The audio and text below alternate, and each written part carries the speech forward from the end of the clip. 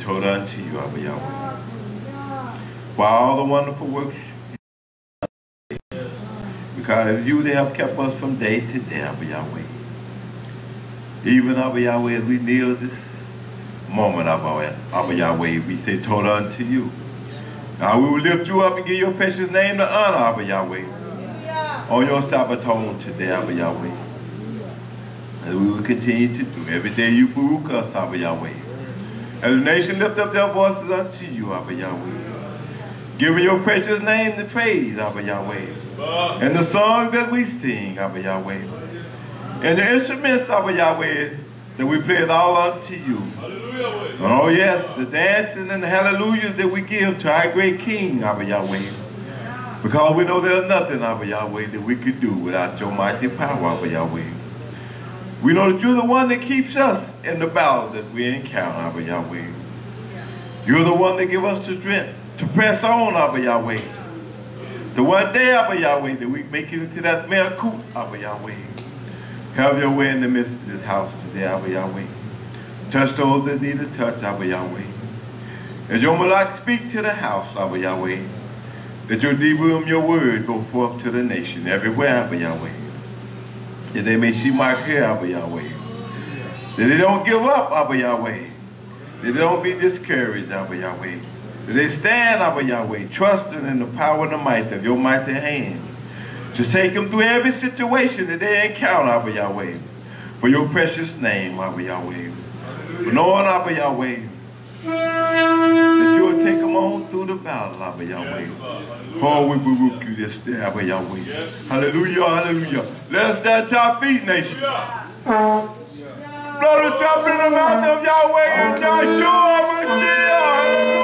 Hallelujah, hallelujah.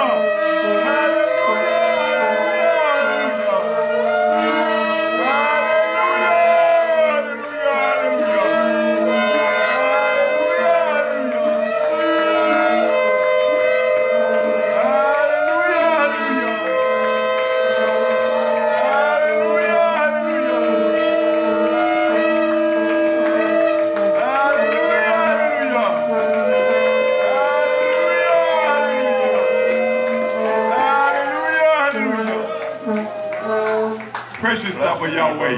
Within the Hashemayim. Kadosh is your mighty name. Your Malkut to come. Your will be done.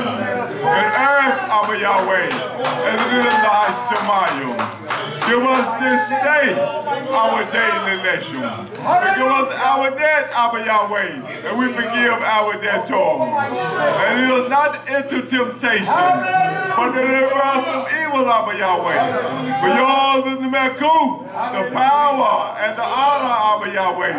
Forever, Yahweh. So be it, Yahweh. May it be fulfilled in the precious mighty name of Yahshua HaMashiach.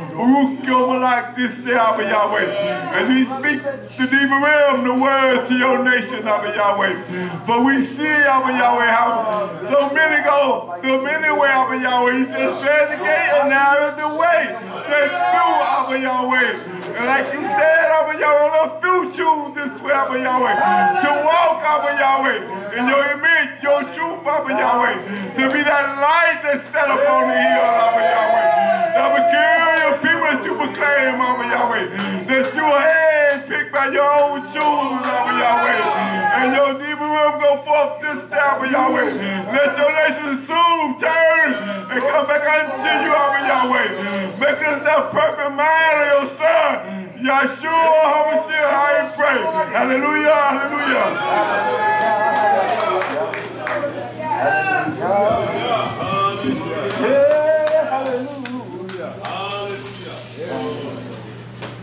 Hallelujah, hallelujah. Yes. Shabbat shalom, YisraYah'ale. Well, it's another yom that Yahweh has made. We had entered into his bed, whereby his name is written, with Torah and with praise unto his marvelous name. So let's lift our voice to YisraYah'ale. Let us sing unto Yahweh.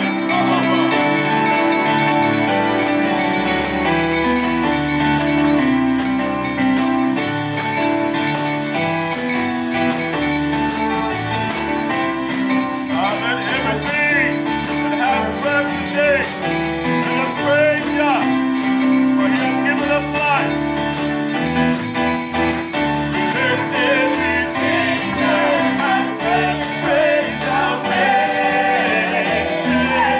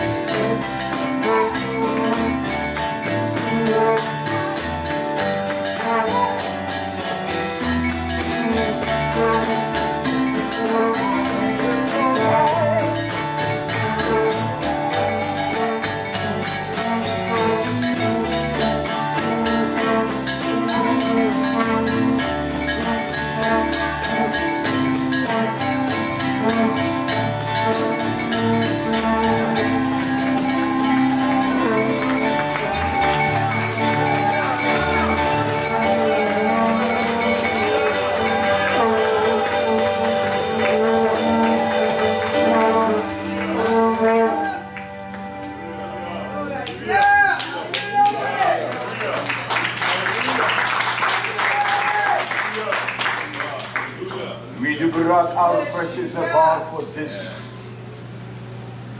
most celebrated occasion. This time He gives us the Shabbatons. Yes. The day of Shabbat. A day of just rest. What a beautiful thing we can take comfort in His great assurance as He speaks from the volume Torah. Not a diction of some philosophy, formalization of some kind of creeds. We'll express unto you the power, the dynamics of His Torah and the beauty of it. If we just simply allow Yah to lead and to guide us by the power of that testimony of Yeshua HaMashiach, all truth. And that's what we need. Bless you all, and may Yah's richest divine cause your heart to rejoice extensively and greatly for all that He has done. I'm glad to be home above all things. His watchful care over the nation and His people, as He protects us from the assault of the enemy. That enemy comes from within more than that which is external. Because there is no willingness to obey. We don't have that will, that have faith, that pleasure of obeying Yah. We obey our own, what we believe is our own conscience. We find what we think is great pleasure, but it's not pleasure. I want to teach, continuing in the vein of 2019, there is something that is vitally important for us as a nation, as a people, to navigate this obstacle course that we're on. Every kind of emotion flares up. There's all kinds of diction and interpretations. We must have a solid foundation, as our Zachim brought out, concerning the mother that is from above. She is YisraYah'ale. And her foundation is nothing but one substance, and it is, she is free and she is true. She's free from the contamination of those things that take place inside, the things that take place in the side of our mind. I'm free from that. We are free from that. So our mother is from above. Not only that is she from above, but she is free. She is exempt from all things. That's what a true mother is. Because for our mother to be from above, then our Abba has to be from above. And that is the beauty and the strength of the daughter of Zion. I want to teach on one word today, principles. How they evolve, what does it define? There is nothing like a strong root, man that grants and gives unto his shore all the necessary tools to teach principles. And he must lay down a foundation that is powerful, and it must be strong. And it doesn't come from some constitution that mother laid down, or some kind of adjudication of his emotions, and that is what we call principles. And yet they're easily broken. We're not faithful to our principle. But the Greek is called the mother a meta. A meta. And it represents the source, the river that flows, that brings everything that is necessary. The beauty that God placed upon a daughter of Zion, and we marginalize ourselves because You do because of emotions. Because of emotion. Yes. But in the language of those that are prostration, when they will see the maid, they will say, the source of that principle has come from her. And that's where our principles come from. Hallelujah. They come from YHWH. They come from the mother above. They don't come from mothers that have walked contradictory to the Torah of Yah. It would teach us things that seem right to us. But that's not what the Torah is talking about. It is the lacha. The lacha is a sound doctrine, a teaching that keeps one solid. They are solidified with that principle. As the old ones would say, come hell or high water, nothing is going to defy it. Nothing is going to break that lacha, that element or that principle, that which constitutes your life. And it governs your life. And in your life of being governed by those and that principle, it keeps you strong. And there is nothing that flows from you but strength. So he's given the daughter of Zion. As he identifies you with the mother above, I'm going to teach about one specific mother. Beauty, strength. There was not one as far as superlatives used in Torah that were placed upon that mother. And she received that from the power of the testimony of her ish. I'll get to that, but I want to teach today from the book of Maccabee. I will tell you why. The word in its original form or this book was orchestrated because the word Maccabee, a Maccabean, it implies the hammer. You must understand that that's important. The hammer. I want to read a verse before I engage concerning just that one word, all right? That's what the word implies. It means the hammer. It means a strong, forceful force. But let us understand this in Jeremiah. I'm a student of this book.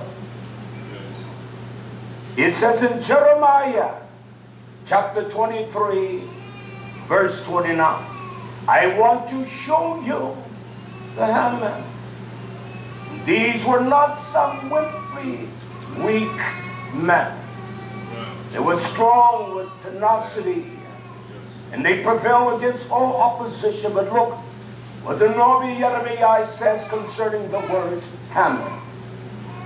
Your asking is not my word, not as a fire. You all buy that? Yes. I buy it. Because his word is like a fire. Says Yah, is it not like a patish, a hammer? Is not the word of Yah like a patish? Is it not like a hammer? And the word patish implies there is an intensity to the pounding of the effectualness of the effect of his word. It pounds. It breaks in pieces. It breaks down. That is the word of Yah.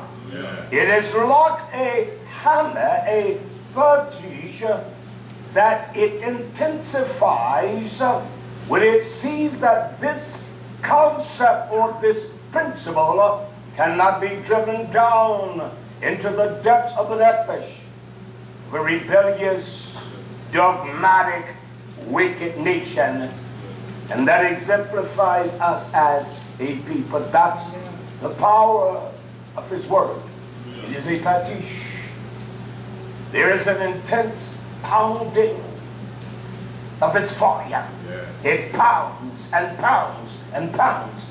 Either way we're going to be broken, we're going to be sick of it. We will hate it, or despise it, or we will renounce. Either way. It is not what is being peddled today. That is not a hammer at all. And that's what it is.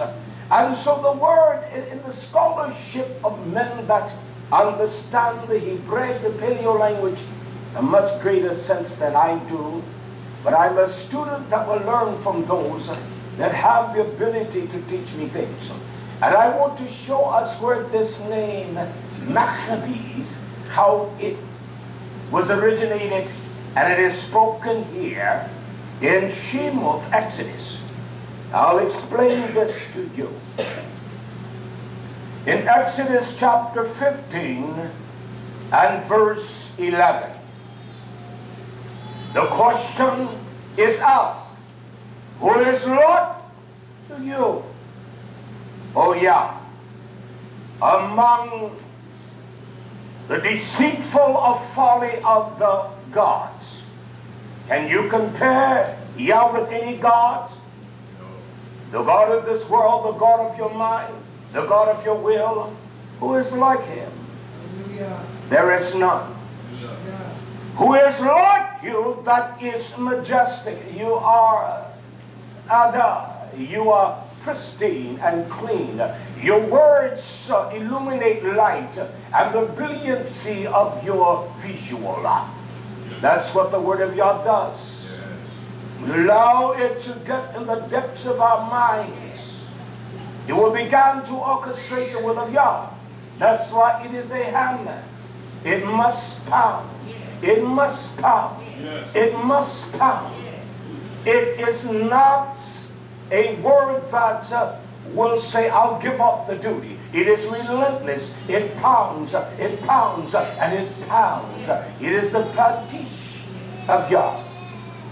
Then he goes on to say, majesty in Kodash. You're set apart. You're set apart like no one else. Not only that, but fearfully arrayed in praises. Our praises should operate in the power of that fearfulness of Yah. He allows us to come before his presence, that we may stand in awe of him. But we're not. We're not. We don't like the relentlessness of the hammer that pounds us. We have given more credibility to our sins and our evil, sadistic, wicked ways than we do to Yah, because first of all, we're not laborers of truth. We don't like to labor and study the Torah of Yah. We waste our times on every foolish agenda. But when it comes to Yah, we just don't care. We can pretend, but that's just a fact. In praises, and not only that, you do great wonders. So the term as we use, as I will teach from today, Maccabees, it comes from the men of the Hebraic language, the Chav, the Bet, and the Yud. And so that gives us Maccabees. That gives us the term of the hammer. That's what it means. And so when I understood the meaning of the word, its application in Torah, so I began to search Torah on just its definitive. The word hammer. There's a volume of knowledge of that in Torah. And that is what this Torah will do to us today. It's going to hammer, and continuous hammer upon us. I want to open our eyes, the power, the koach, the strength, how it nurtures us to bring us to maturity. I want to reveal first of all the strength or the power of what we will call a principle or a lecha. Here in 4th Maccabees, in the 4th book of the Maccabees, chapter 11 in verse 15. This is a word of the profoundness and the identity of a principle that has evolved from principles. Since to this end we were born, all of us, and we have been bred. We have been taught. Yes. We have been lectured. Yes. We have been instructed and corrected. Yes. We ought, knowing that we were born and bred, we ought likewise, we should likewise to die for the same principle. No greater love than this, that a man would lay down his life for a friend. Yeah. We don't die for principles. Die out to our flesh. We don't die out to our will. We will defy Yah, and we don't care. Yeah. We will strengthen our own hand that we are enemies of Yah. The hands of those that have no love for Yah. Yeah. The same reason you were born and you were bred by principles, then you must have the will and the desire to die for those principles. Yeah. I will die for the principles, for the doctrine that He has placed in my bosom. Yeah. I will die for that.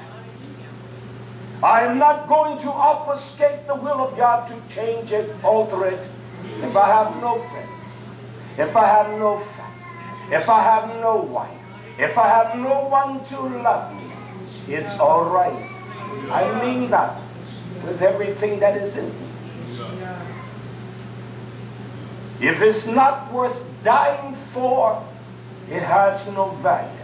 So if the principles of Torah are not worth dying for, down out your will, your flesh, you have nothing. Yeah. So there is nothing more profound than a principle.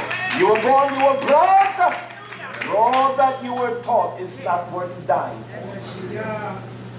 Everything your avot or your emo put in you, you wouldn't die for it. Yeah. But I will die for the principles. My mother, which is above, she is true, she is pure, because I know her husband man. Hallelujah. That's why the wife is of the same importance as the husband man. His strength of his beauty. Give witness to the principles or the things that he say. Not do what I say, but also do what I do as well. That's dubious and it's fallacious of falsehood. It's filled with holes. You're the woman, you're the man, supposedly. You are the rush, and so your strength, as you know you're dealing with the weaker vessel, the Torah, it should be paramount. It should be a great strength, a great wisdom. You're not going to get by, man, little boy, and you're not going to get by, daughter, little girl. You're not going to get by. There is a tremendous responsibility. So we understand the power of principles, what they produce within the nephesh of anyone that has been brought up under the truth, iman, that which is true, that which is pure. We have not been brought up that way in our biological form of life.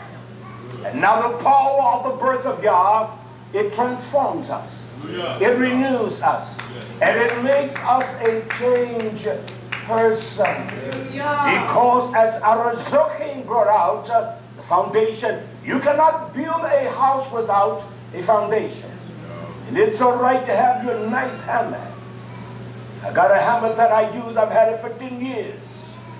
And when I can't find it, it bothers me. Because I know the feel of it.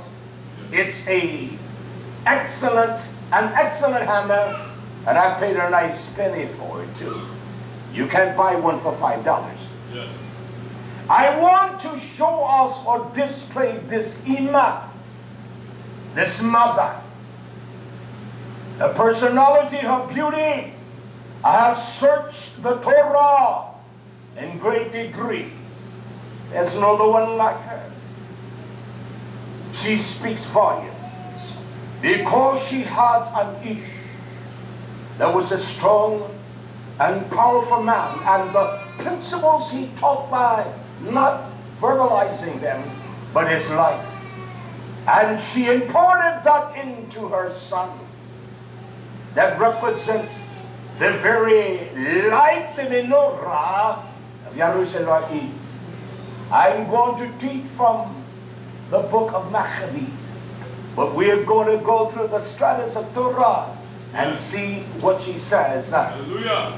Is it witness of truth in Torah? Maccabees, 4th Maccabees, chapter 18 and verse 1. She addressed by the wisdom and the profoundness of her ish. His name was Eleazar. Implies that he was her helper. He helped her through all of the great agonies, and that's what an Ezra is. And that's what the Word of God does. It hammers, but it helps us.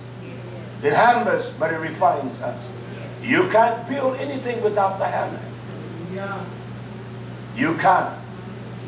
Even when you're laying blocks, you need a hammer. Get everything level. It's just a fact. Yes. And she others here in 4th Maccabees, chapter 18, verse 1, she says, "O Israelite children," she says that we are the offspring of the Zerah, the seed of Abraham. We come from the Lord of that tree of Abraham. Then she commands in her voice. That's what a mother does. She has the power to command her sons and her daughters. Because of her beauty, they take great pleasure in doing what she commands. Yes. She says to them, I want you to obey Shemach. I will speak from the Torah of my bosom that was taught by your great, mighty Avat. She says, obey the Torah and exercise meekness. Avat. I want you to be humble. Let them do what they will, but you fight in the strength, the beauty of Torah. She says, exercise meekness in every way. Do we understand what meekness is in its clarification in Torah or in its trueness? We're going to move through verse 1 for a moment. Can I show us something?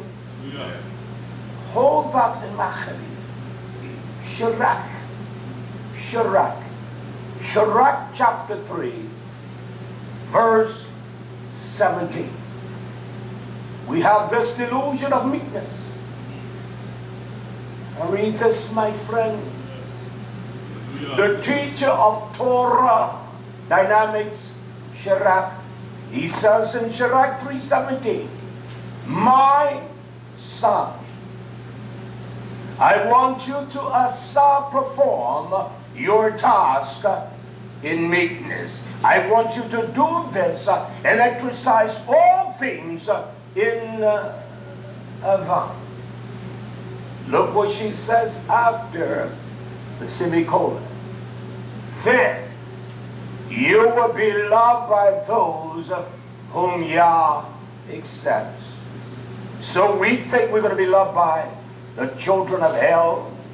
You're only going to be loved by them whom Yah accepts. We got this delusion. We want to make everybody love us. I don't give a damn. if this world doesn't love me. I'd rather do all my obligations in meekness to you, my friends. Because if I do it that way, although my words are like a hammer, you will still love me. You will still care for me. You will still be loving. And so we got this delusion. I want everyone to love me, so I will be meek to them. I will do all the tasks that I'm responsible for here. I will do it in meekness. I'm not going to fight against your wisdom, young men. And yet I know that I will ascertain, acquire your love. Only those whom Yah has accepted. Only those whom Yah has accepted. So I don't care if you don't think I'm not meek.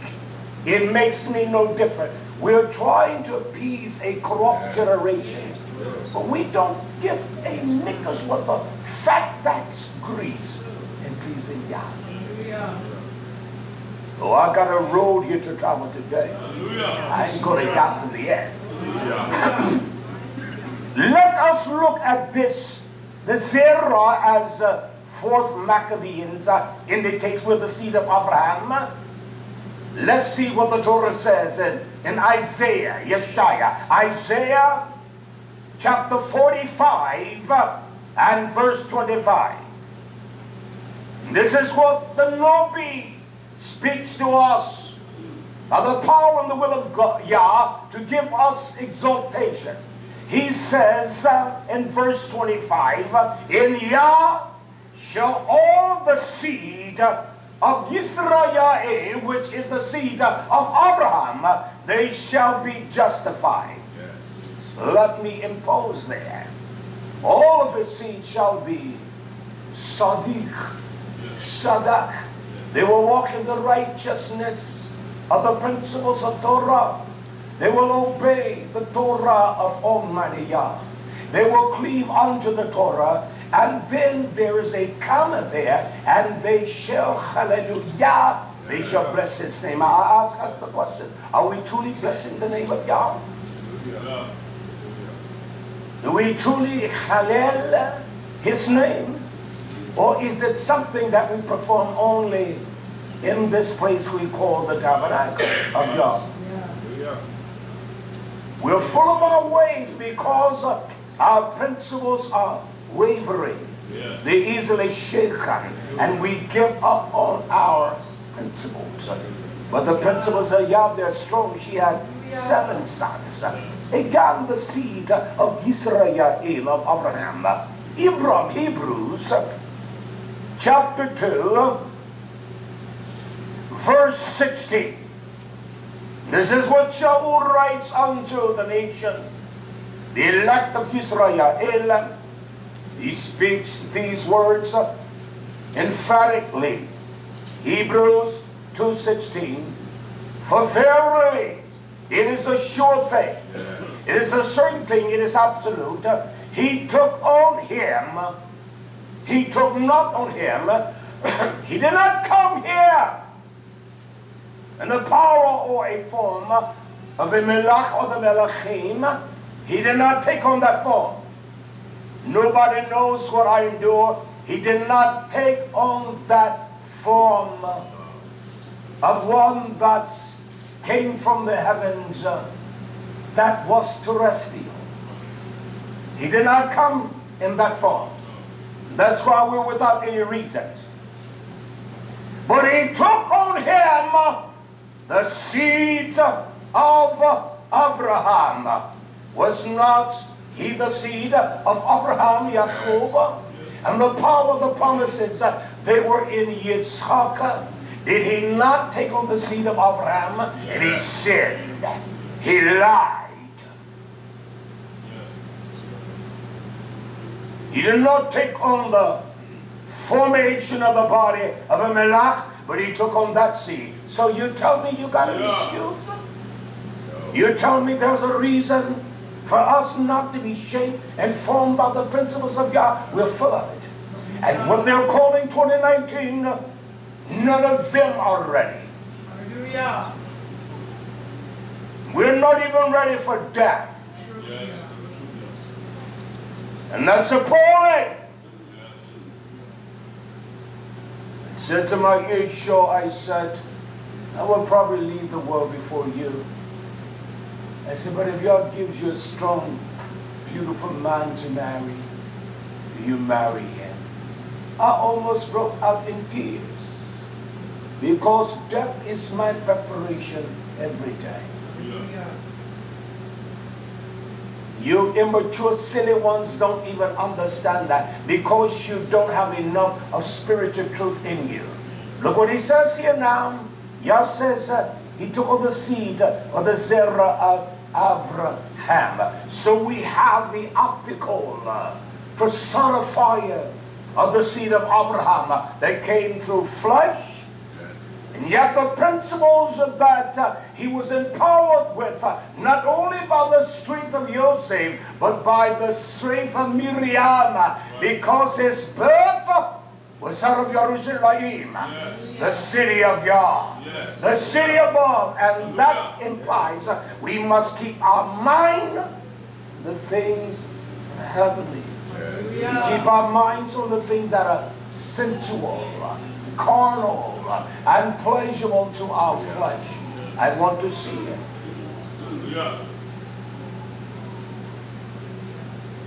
I want to see it. The power of his form. This is a mother. She's talking to her children. She says again in Maccabees 18:2, I want to work with the tenets of those ingredients, what she talks about. Yes. She says this in Maccabees 18:2. She says, knowing, Yada, you understand every explicit terminology, because every word of Yah is pure. It has significant meaning because they all are equal. He is equal with not come or take on the form of a melach, but he came from the Zerah, the seed of Abraham. Show me one word in there that is not important. That's why our own words are going to justify us, but they're going to condemn you in hell. And that's a fact. Knowing that devout, what is devout? It is hasid. It is not hasid, but hasid. It is a tremendous pleasure of will to orchestrate that principle or that thing in one's life.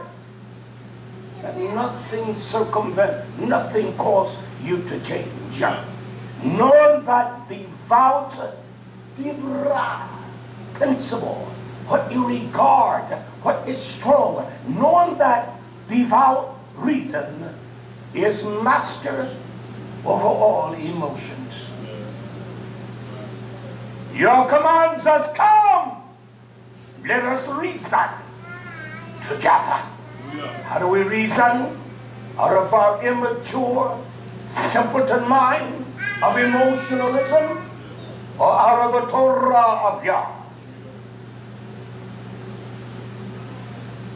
We reason out of his manuscript, his mandate. And the reason your emotions play havoc with you, because we're not devout. We're not sincere. We're some of the most hypocritical people on the face of the earth. We pretend we're real. His word is a hammer, a petis, intensely. It hammers. We don't want to be hammered. We don't want to be driven. We don't want nothing we feel about me. That's me.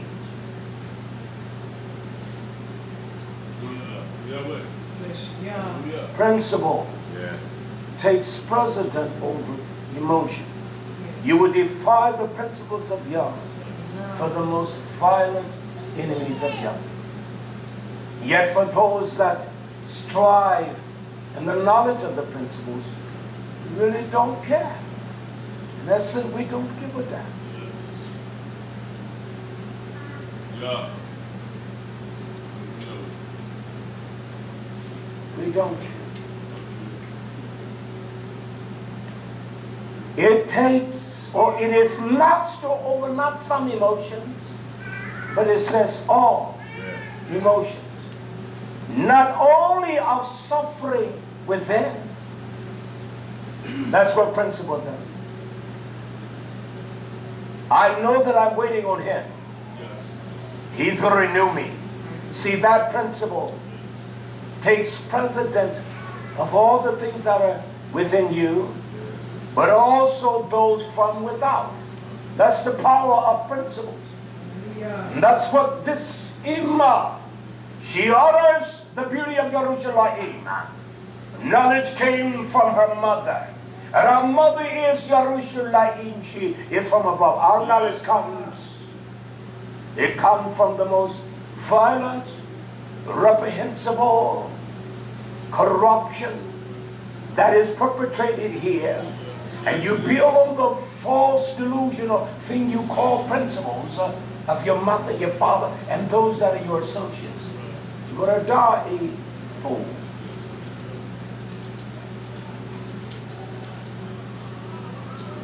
Yeah. Makes no difference whether you love me. I don't care. Whether you're suffering within or without. Can I give us a profound example of that suffering within and without? Let us turn quickly to Hebrews. Hebrew. What was the suffering of YHWH? What was it predicated upon? And what was it to reveal unto us? YHWH gives us this in Hebrews chapter 2 and verse 10. He says it was the most appropriate, for it was fitting for him. Who is the head?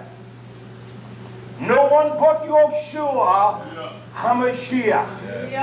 It was fitting by the mandate of his mother above, YisraYah'ale, knowing the husbandman of YisraYah'ale, which is Almighty Yah.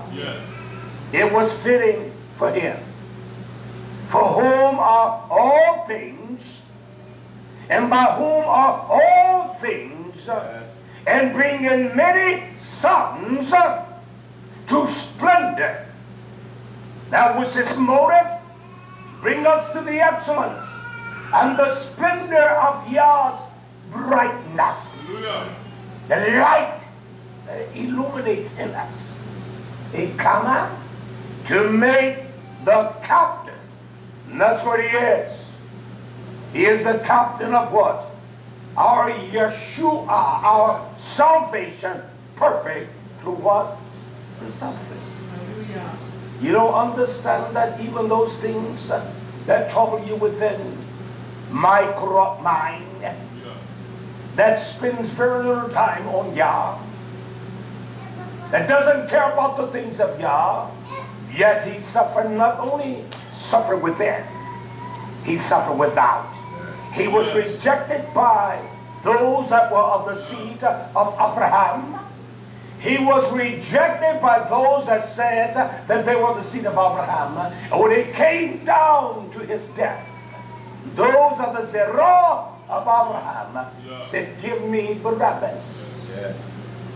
Give us this one that's an insurgent, one that rejects HaMashiach, and that's us. We'll have a dog, and one that doesn't love Yah. You will know when someone loves Yah because there's a beauty of repentance, a teshuvah. They will change. Hallelujah. Hallelujah. You're not going to change anyone. Hallelujah. Because we're too much of wicked hypocrites ourselves. And who are you going to help? You can't even help yourself. You can't even get yourself right. who are you going to aid? You're not going to help anyone. And we want to believe that we have such a beautiful strength. I'm going to help. You're not helping no one. You're not going to pull nobody out of the fire of hell. No one. You can't even pull yourself. That's why our emotions play havoc here. We think it's love, but it's not love. We think it's care, but it's not care. Does He love us? Yes. Does He care for us? Yes. Then why would He put a hammer of a Davarim promises unto us? His word is not only like a fire to purge out the dross, but it's like a hammer. Because you're too hard-headed, I'm going to beat this until you fit perfectly in the place that I command. And yet we're so hypocritical. We don't see myself. We're so hypocritical because we can hear things and we can think that's an exaltation for me. It exalts me to a higher place. It's not. It's here to correct us. Yes. Refine us. Yeah. Show us the devils we is. Yeah.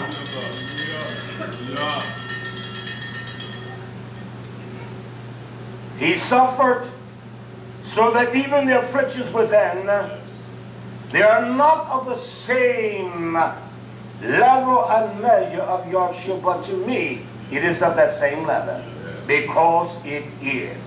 So He suffered through suffering. That is how He brought us to this place in life, that principle alone.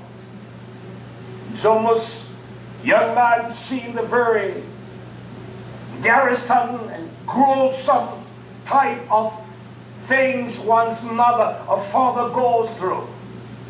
Make sure there's sufficient bread for the table. They don't understand the turmoils of his mind or her mind. What he or she has gone through to make sure at least there was a meal. Yet they have a sense of it. And the more they grow, they watch the Avat. They watch the Ema. She never complained. She instilled the principles of the resources where her husband has laid his hand upon them. She continues with a driven desire and passion like this Ema, like our mother Bob, that she puts in her children, that he understands the great agony of his Ema, his Avat, and that solidifies that nature, that element of principle, that constitution, that course of life, and he follows that. He lets nothing break it. He lets nothing defy it. She doesn't surrender to it. That's just a fact. Hallelujah. Through suffering, He has brought us to this profound place that we can suffer for Him. I'm not going to suffer as an evildoer. I'm going to suffer as a man that has a passion for His righteousness. I'm going to pursue with everything in me. She doesn't want to walk with me. It's all right. Because the farther I journey down the road, she will be taken out of my mind too. And I will have one objective, and that will be to please Him above all things. Let's get back to Maccabees, this beautiful Imam. These are her words here in verse 3 of Maccabees 18. She says this: therefore, those who gave over their bodies in suffering for the sake of Imunah, for the sake of faith. We don't give over our bodies for the suffering of faith. Yahushua did. And the prophets did. The messengers. And those that love Yah. And their testimonies seal the word of authenticity and truth. What is my testimony? I'm false, I'm fake. What is yours? That we're fearful of everything and not even Almighty Yah. That we run to and fro because we're fearful, because we don't trust Him. He is not the one that motivates us. It's not His principles, because we break them carelessly. We don't even care. It's not on our minds. It doesn't trouble me. It doesn't generate any kind of fear. The reason why? Because we are a foolish, immature, ignorant people. We lie without conscience of our life. You will exalt the most violent, wicked, evil thing. You are damn one that is pressing and striving, may not know what you know. And if you got that excellence of knowledge, you ought to teach. You ought to reveal unto them.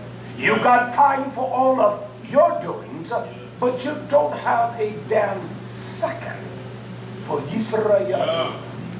That's a sin. That's an evil thing. That's a violent, reprehensible thing. And it makes no difference whether you can God or whether you agree with me. I frankly don't care. You're not going to rule me with emotions. Not at all. I will not be ruled that way. Look at what she says. That we give our bodies. There is no example like this, no in Torah, but in Hebrews 11. Read the entire chapter. Mothers waited for the raising of their sons, their husbands, and they suffered. And Imona, she says, bodies in suffering for the sake of faith were not only admired by men, but also deemed worthy to share in Yahweh's inheritance. You think you're going to share in Yah's inheritance when we don't even suffer for the faith? We don't even trust Him or believe Him. We try to reason from a delusional constitution doesn't keep us from even defying the Torah of Yah. We're not suffering for the faith. Because what doesn't work according to my apotea, I will find a way within my emotions to make it work for me. That's evil. That's evil. It's wicked. It's not of Yah. It did not come from the mother, but because she is true. She's full of imat.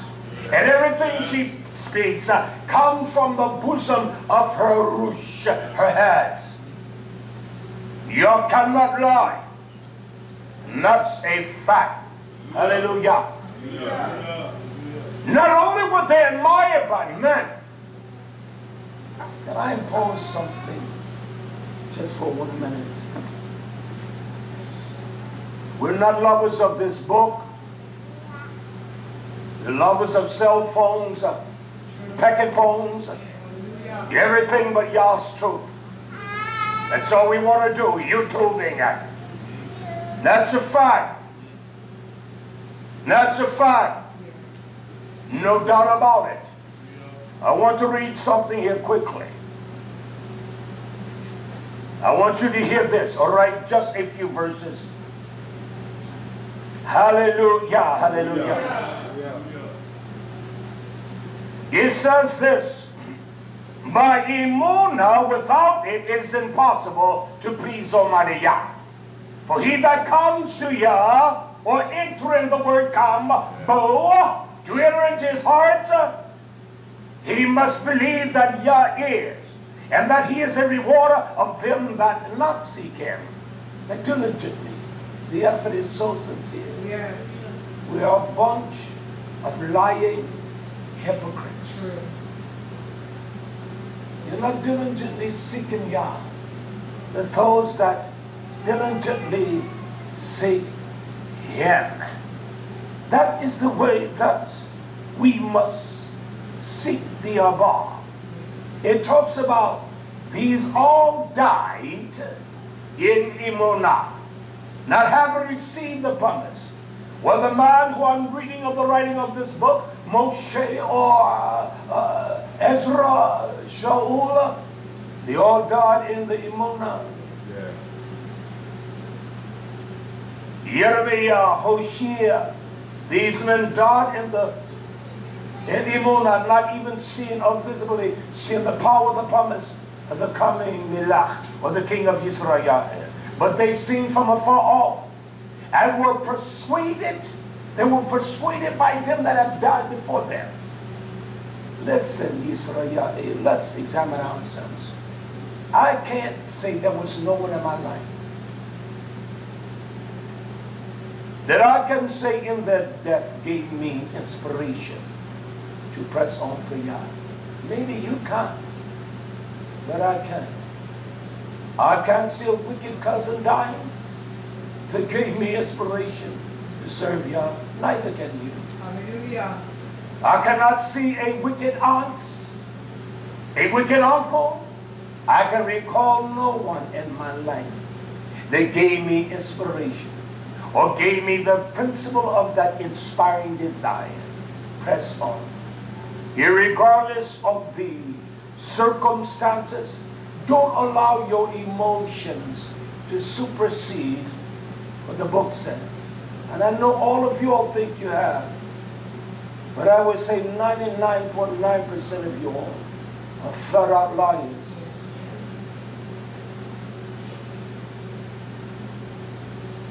And that's just a fact. Hallelujah. It's a fact. I don't take it back. They were persuaded of them, and they embraced them, and confessed that they were strangers and pilgrims in the earth. This is not my home.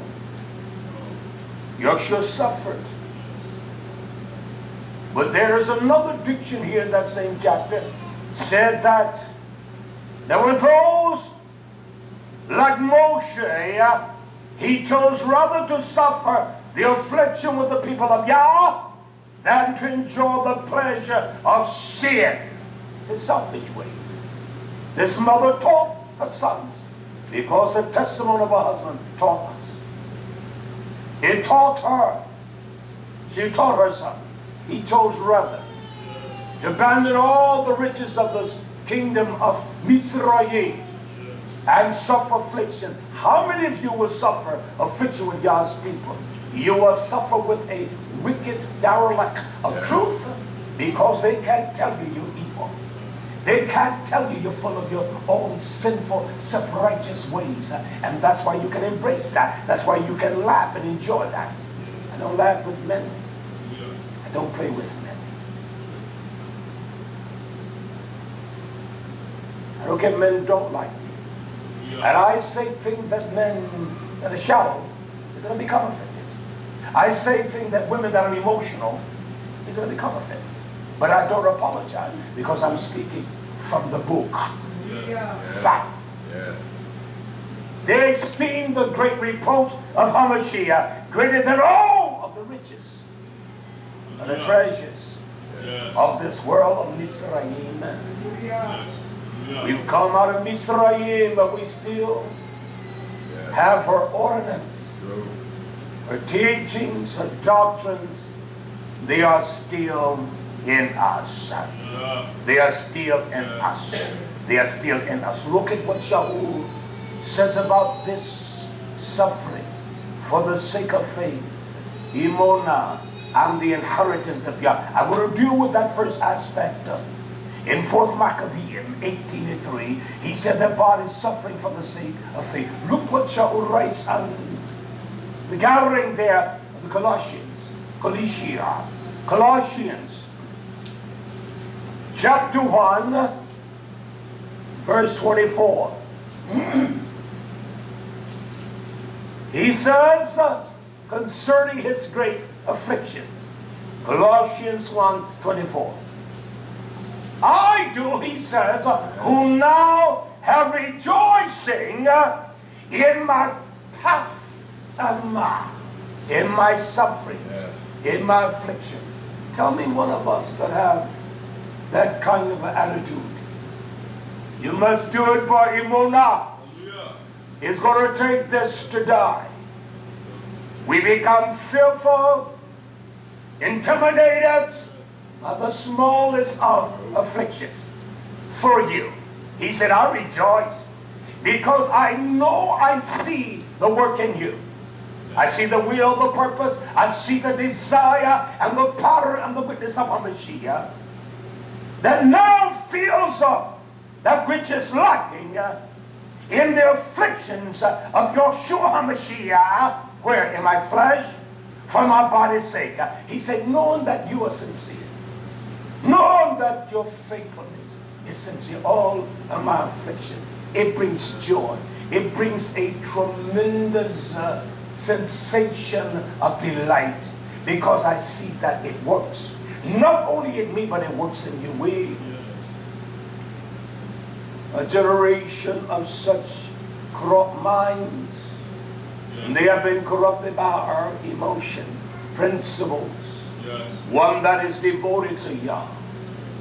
Emotions cannot subside or take precedent over the principles of our mother. Hallelujah. I don't care what one says, what one does. It will not. Hallelujah. And he said, because of your genuineness, we like wicked, evil people, because there's nothing sincere in them.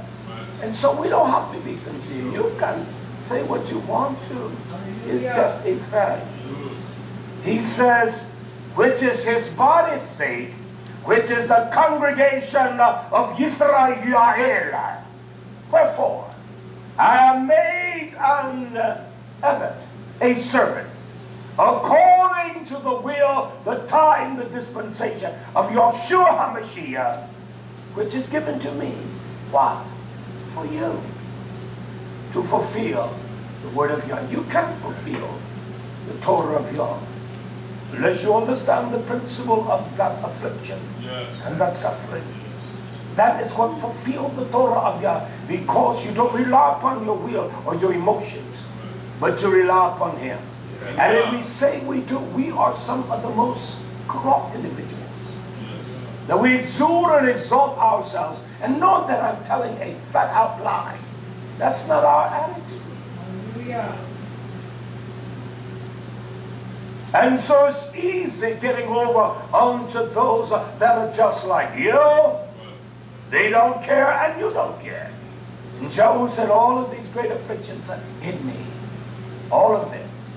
Just knowing that you press and knowing that you love God, I can rejoice. I can cry for the ecstasy of the great delight. Just knowing you. That's what makes me happy. What makes me happy when I see YisraYah'ale exude and exalt the very power of Yah in their lives.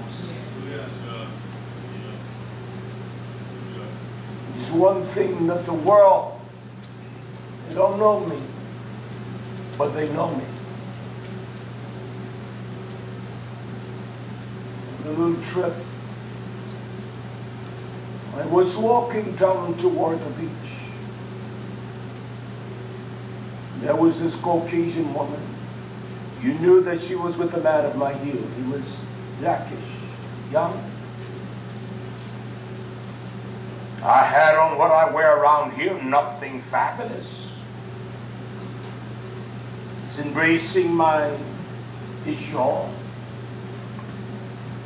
As we were walking, the Caucasian woman says to me, you look presidential. You look like a president. She didn't know what she was saying, but I knew what she was saying. I'm a soldier, and a soldier must be sharp. They must be in the army of Yah. And the young man says to my Imina, you all look so beautiful. It was not clothing we had on, nothing but comfort gear.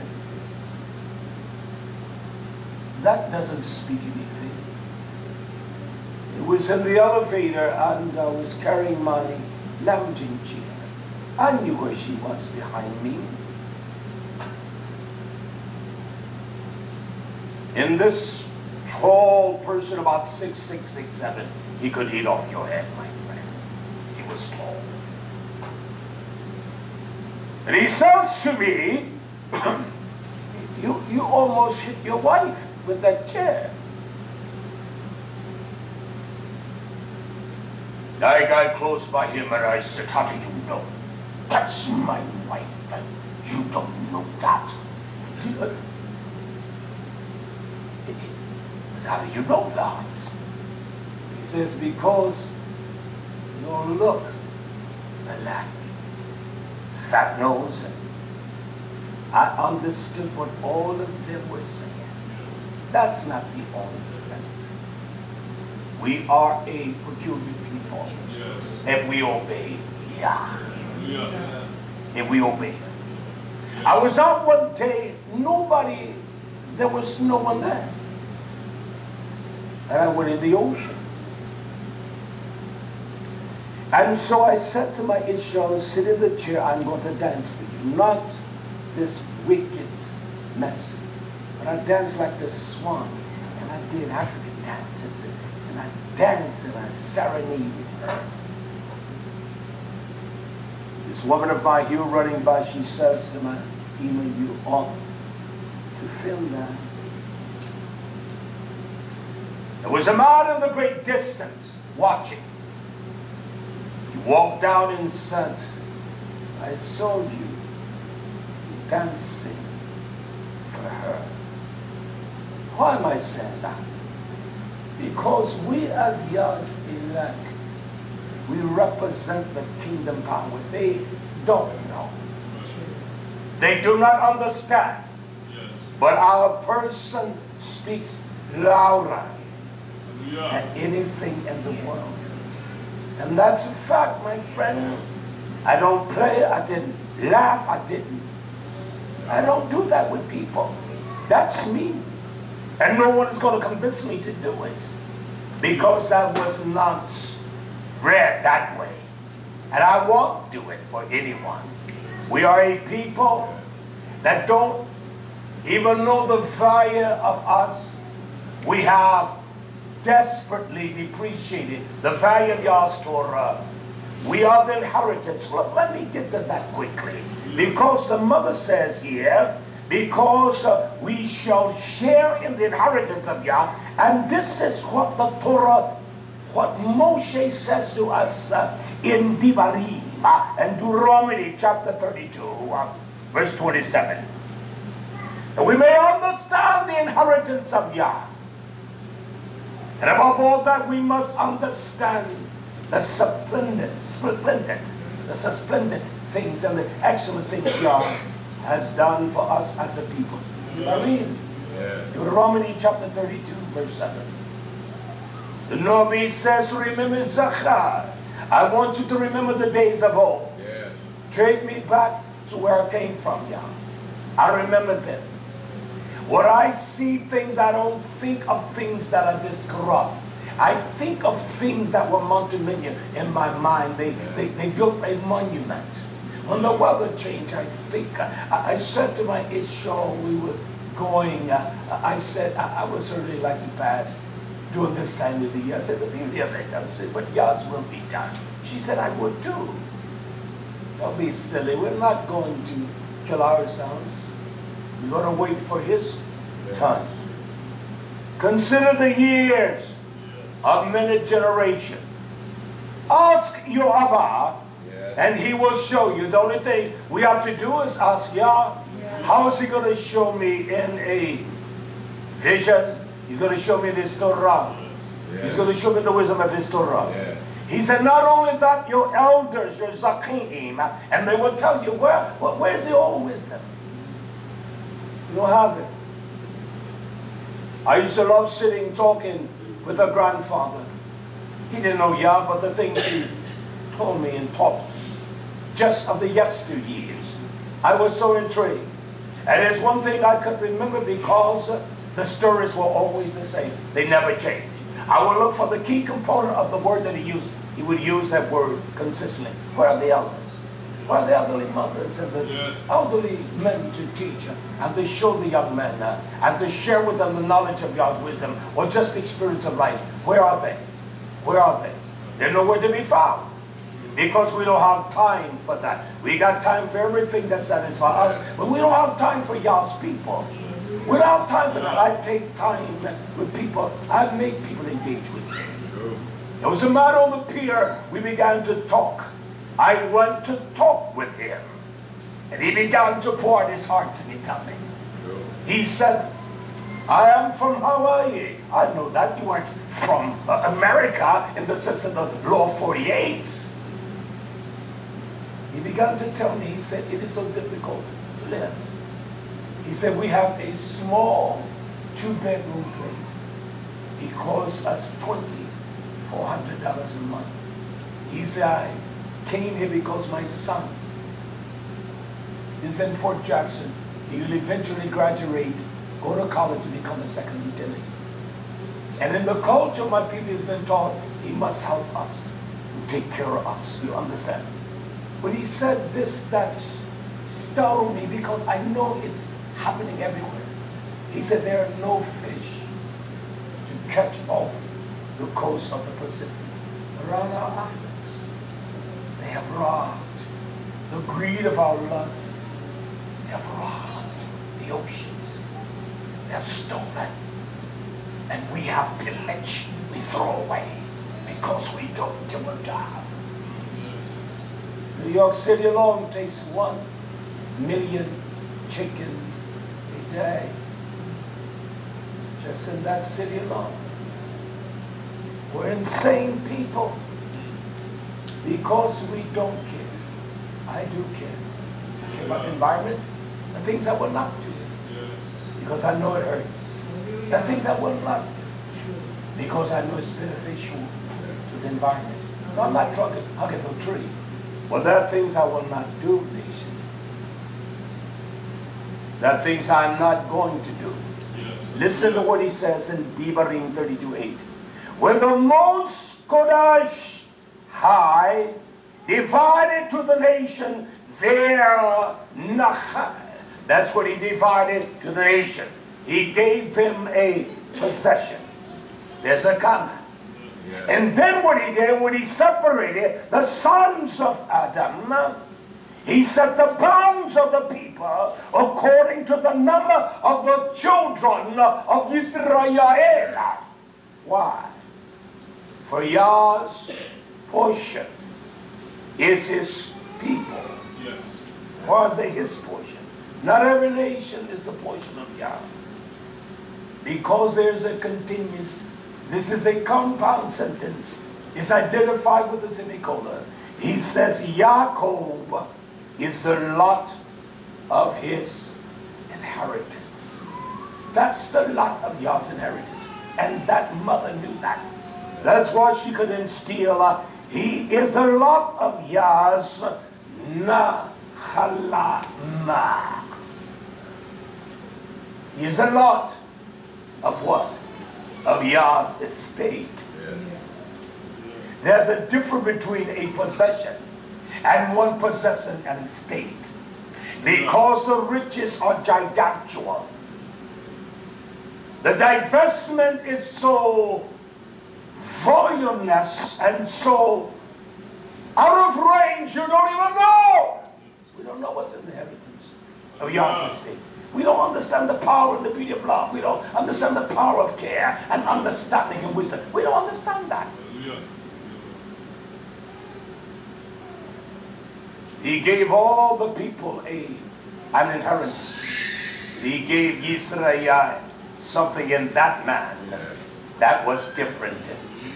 We are those that are his estate. Yes. Do you understand of all that Yah possessed? He possessed everything. But we are the estate of Yah. Because everything is willed to us. Through the dam of Yahshua, I will let nothing separate me from that. I didn't let mother, I didn't have brothers or a sister. Nothing separates me from that. I did not let friends who I was kind to, and they did me like a dirty dog. It's all right with me. It's all right. It's all right. And that has happened. That's a fact. I'm not trouble and I'm not dysfunctional. So this mother knew this before we knew it. And she knew of the estate or the inheritance of Yah.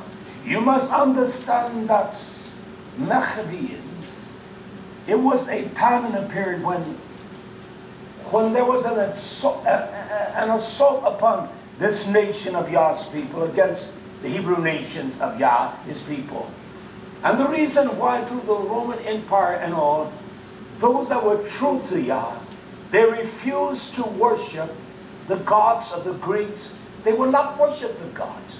And that's why it troubled Yah. He would say, you're worshiping this God you don't even know. Your fathers would not even fall to that illusion. And we all have a God. It is a violent, reprehensible wheel that tries to supersede the will of Yah, and we tell Yah what is wrong. I don't see anything wrong with that. It's wrong when you don't see anything wrong with it. You know it's evil. Yeah. When you don't see anything wrong with it, you know it's evil. Yeah. We will justify the wicked. We will condemn the righteous. Yah says, even the both, not only you that justify the wicked, you're an abomination just like the wicked, you justify. My mother speaks to me truth, just like the pattern of this mother. Let's move quickly back to the Maccabees. She gives us her account here. She says in 4th Maccabees 18:6, she was the Imam of 7 sons. I will deal with that for a moment. What she represent? Her furnishing, her sons represent the furnishing of YisraYah'ale. We don't need nothing in YisraYah'ale but the ma'or, the or of Yah. We need the menorah, the 7 rechem of Yah. I don't care in the darkest of deserts, the lights will shine. But look at this. She says, I'm the Imam of 7 sons. Expressed also, this is what I told my sons, 4th Maccabees 18:6. Yes. These principles to her children. Yes. Where did she get the principle from? How was she endowed with the principles to her children? How did she know to express these principles? Can I share that with us? Yes. It's in the book. Yes.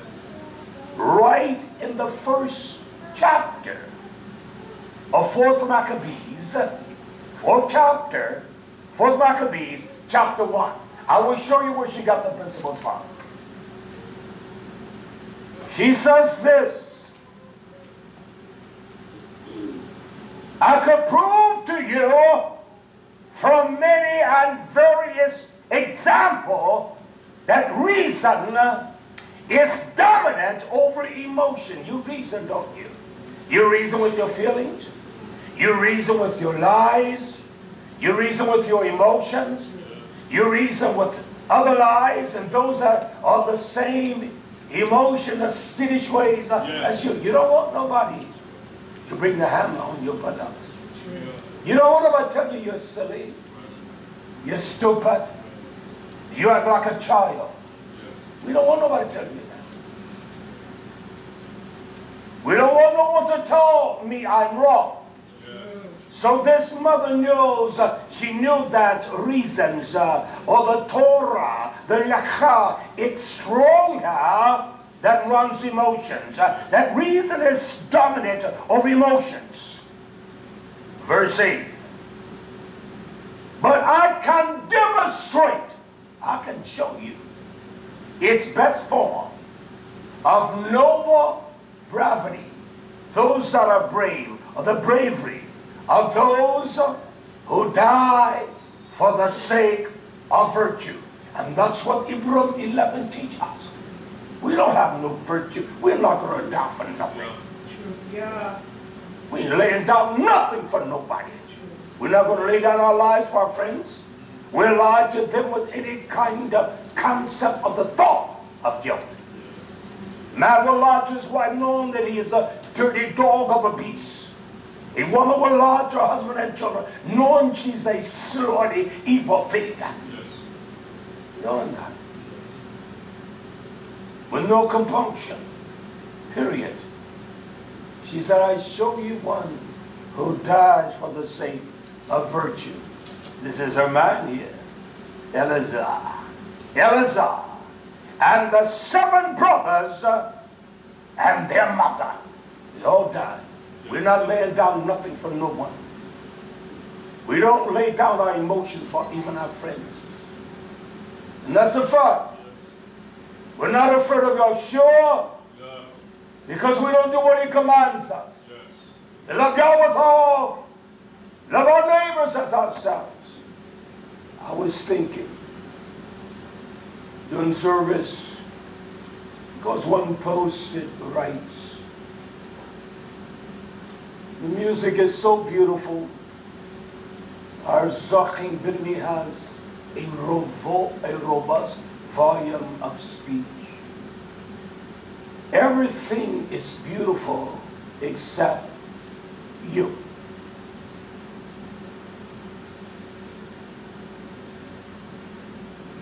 What you say, your verbiage, everyone is beautiful. And what an unutilized source of land. So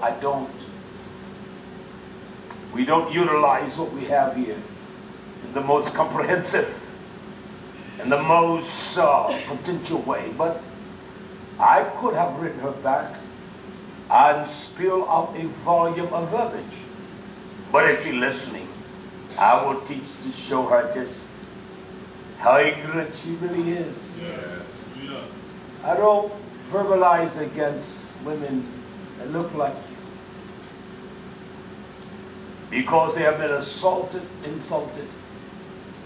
We're there at the hotel, the woman, the manager, she says to one of the persons, looks as though he was a Puerto Rican, a Cuban.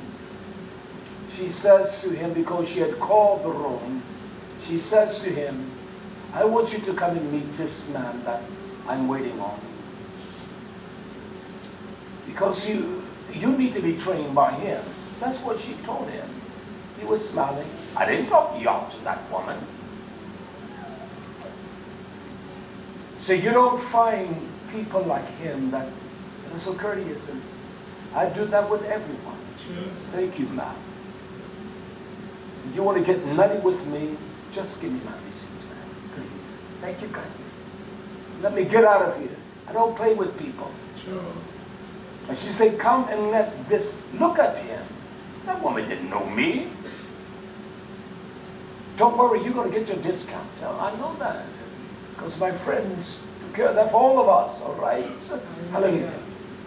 And so those that would die for the sake of Torah, for virtue, Eleazar, and the 7 brothers and their mother.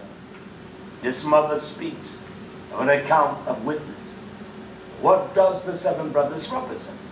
Who are these 7? Well, quickly to Isaiah, Yeshaya. Isaiah chapter 11, verse 2. This is what the mother from above placed in her children. Isaiah chapter 11, verse 2. It talks about the 7 Ruachim. It talks about the representation of this strong power of strength of Torah that shall rest upon Yahshua. And the reason I know it's Torah because did he come in the volume of the Sefer? Yes. He comes in the complete volume of the book. Yes. It's about him. It's of him. It says, and the Ruach of Yah, the Ruach HaKodesh, shall rest, it shall forth, it shall be the comfort, it shall rest upon him. That's one. Yeah. And the ruach of wisdom, that's two. Man. The ruach of understanding, that's three. The ruach of counsel, Musa, correction, that's four. The ruach of might, that's five. The koach of Yah. The ruach of knowledge, that's six. The da'at, the power to discern. And the ruach of the fear of Yah. And that, and those principles, Yes. what that the seventh day represent the foundation of power. The light of the awe of Yahweh. Yeah. Well, has that and those principles been instilled within us? I heard a young woman say that my mother, she was a hoe. No, she wasn't a hoe over there. She wasn't that kind of a hoe. But she was a hoe of a dog. And she tried to train me to do the same thing. I said, you hear that, Ema? Ema, she said, no, my mother was not a whore. She was a hoe. And I'm not talking about the hoe over there, trying to make a dollar. My mother was a dog of a hoe. You hear that? You see that? I have remorse for people like that. She was a very attractive woman. She wasn't unattractive. She said, but my mother was a hoe. Not just a hoe over there. She was a hoe. Every mad hoe. See, we don't want to deal with reality. We're so fake and phony. Can you imagine the scars in that young daughter's mind, that young woman? Yaakita. She was a hoe. That's what she said. I didn't see it. The seven ruachim of the foundation, the principles of Torah. You cannot have the power or the will of Torah in you without the ruach of wisdom. You cannot have it without the ruach of the fear of Yah. Because you don't think he's watching you. And you don't think that there's observation by him. Nothing gets by him. Because you call him a coward, a liar. You don't believe him. You don't want to hear me speak in that verbiage, but that's what we say. People say things by their actions, don't they? Yes. People don't have to talk. They say things by their action. And that's how we talk to Yah. Husband he doesn't need to say anything to his wife, but his actions speak. Yes. The wife's actions speak. The children, their actions speak. The mother, her actions speak. And that's just a fact. We can try to play around, but it's the truth. Yeah. She brought them up by the strength of the seven strong rachem of Almighty Yah, and wisdom is strong. The principles of wisdom you will never break. The principles of the knowledge of Yah, the principles of the ruach. You know you're about to lie, you will not lie. You will not take upon the fellowship of the unfruitful works of darkness. I don't care if it's in your mama. Yes. You so I can respect that young woman because she was honest and truthful. Yes. She said, my mother was more than a hoe over there. That wasn't the kind of hoe she was. She was a hoe.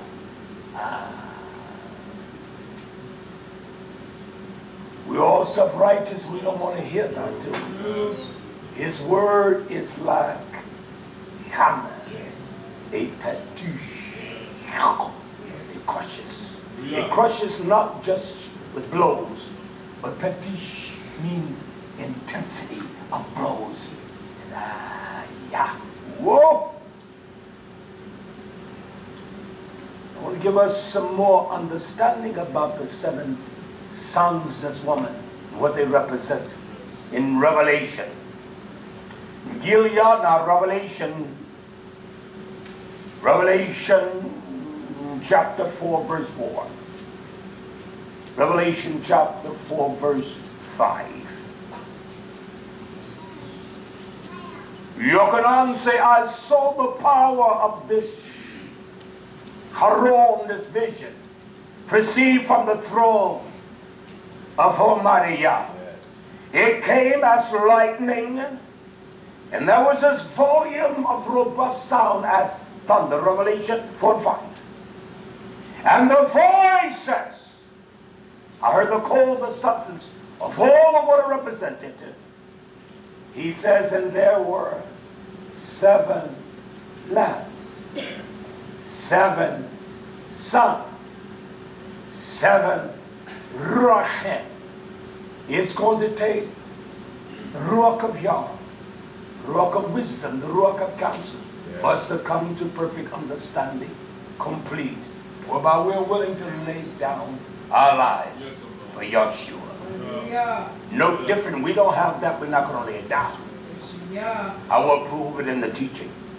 I saw 7 lamps burning, a fire burning before the throne, which are the 7 ruach of Yah. Her sons were the burning light of the ruach. Yes. Her sons were filled with wisdom. They were full of the fear of Yahweh, because they are avot. Their father taught. His life was an example to his children. It was a strength unto her. And she is the master of the home in the sense that she conveys the law of the Rosh. She taught them well. She taught them well. That's what you want to do, mothers. Yes. You want to teach them well. Teach them in truth. And you began with that ruach of Yah is what? He's a hava. You began with love, and love corrects. It doesn't abuse. Hallelujah. It doesn't marginalize, but it corrects. Yes. Because love will make you correct. Hallelujah. Yah loves us and he corrects us. Yeah. And he takes a hammer, a petish, the word that is strong. You can put up your low, weak, cheesy will, your arrogance and your pride, but you're coming down. Hallelujah. That's a fact. You are definitely coming down. He's going to break it. And the only way he doesn't break it, he calls you to be cast from among them. He doesn't want to break you. And that's a fact of the matter. These are the 7 ruachim what Yochanan saw. And this mother speaking for our time. Principle. How were your principles established? Well, I'm a principle person, but you lie, you cheat. I got principle. And you lay down like a dog with a stranger? Talk to me. I'm better than her. My principles are strong, and you're just as much of a whore as she is. You think you got principles, man, and you try to instruct one in the principles of Yah, and you're nothing but a damned of a dirty dog? Get out of my face. Hallelujah. As a young man, I watched men, and I knew I would not do those things. I was talking to one from California the other day, and he was telling me his the tremendous, grievous things he suffered in life. And after the conversation, he says to me, I appreciate you. Because he said, I want to start sending my tithes and offering. I said, don't send one dime here. I don't want it. I don't want you to send one nickel. I want you to listen and learn and hear what I say. And then, when you send, you'll know. He said, but there's one thing I want to say. I know that you're an honest man, because what you say, you see, it troubles this. It troubles this whole thing here. It doesn't make you at ease in Zion. Yeah. That's a fact. That's why there are many that have trouble with me. I don't talk like them. My verbiage is not like them. Can I stop and say something? I put this teaching together as we were sitting at the beach. 2 messages I put together down there. Both were powerful. And Eam and I were sitting at the table. I said, Eam, I had to take notes. And so I just put that together. You look at, she looks at me like, and live at a time. I said to my precious Zachim Dawid there in Baltimore, I said, you give me 1/2 an hour, I put together for you a very powerful message. You give me 2 hours, it's full of dynamics. If you give me 3 hours, it is pulsating. I know how to search this book. You don't search it like me. And that's a fact. And so I put together 2 messages. I'll teach them more. So that's why I'm teaching this. Now, and this morning before I left, I put together another message that is got to come forth. You understand, nation? So I'm not wasting your time, Kedusha. I'm dedicated to Yah's craft that He has placed in me. All right, quickly, I want to show you the power of Ruach. This is not the Ruach, what we call full of power, from the book of Michai, the writings of Michael. I want to show you the power of the Ruach of Yah. I want you to understand how the power of Ruach display itself and show you the condemnation and the falsehood of these prophets. In Michai chapter 3 verse 8, one verse I want to read. And this is what the Nabi says. But truly I'm full of the power by the Ruach of Yah. You're full of the power of the Koach. You speak without trepidation. He said, I'm full of the power of the Ruach of Almighty Yah. And he said, the power that you will know full of is one of mishpat and judgment. That's what the power of Yah does. It judge. And he says, and not only that, but Giburah. I'm full of might. I'm full of gravity. I'm full of failure. I'm full of the might of Yah, and I don't cow down. I'm not going to allow you to shake me loose. That's what this mother said. My sons, they're full of Yah's power. They represent the power of Yah and tigers, and no one is going to shut them down. Because the Father sealed his life with his testimony. That he showed his sons are willing to die. We're not willing to die for nothing. We're not willing to put nothing down. Not for Yah, not for husband or wife, but a damnable twisted conscience that is. And you call them principles? I will lay down my life for my wife. I lay it down for you. And that's a fact. There's no greater love than this of a friend. I call you my friends. And even you that are hard-headed and think you're going to rebuke me, you're not going to do it. Woman, I'm not going to let you do it. You think I'll let someone that has not proven themselves to even be worthy, and I will accept their counsel, rebuke me, and tell me what I'm wrong? Go to hell. I'm not going to let nobody do that to me. You can. But I will not. He said, I'm full of the power of the Ruach of Yah. It consists of judgment. It consists of might. He says that you will know that I'm full of that because I'm here to Nagal, to declare to Yaakov his what? Transgression. And to YisraYah'ale is what? Sin. His hadah. His hadah. His sins. You're not full of Yah's power. You may have that damnable lie called the Holy Ghost. But when a man is full of Ruach, he will always tell Yaakov, you're full of your self-righteous ways.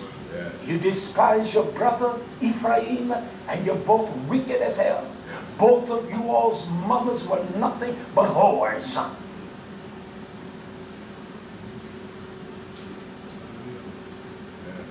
Ham and Halabah. They were hoes. They were not just over there. They were hoes. I'm a student. I don't want to be a professor. I don't want to be smart. I'm a student. I'm a student of his Torah. That's what I am. See, that's full of the power of the Ruach. And that's what Yeshua did, didn't he? And that's what the mother whose wisdom of her Isha taught her. Don't back down. You just stand in the testimony of my death.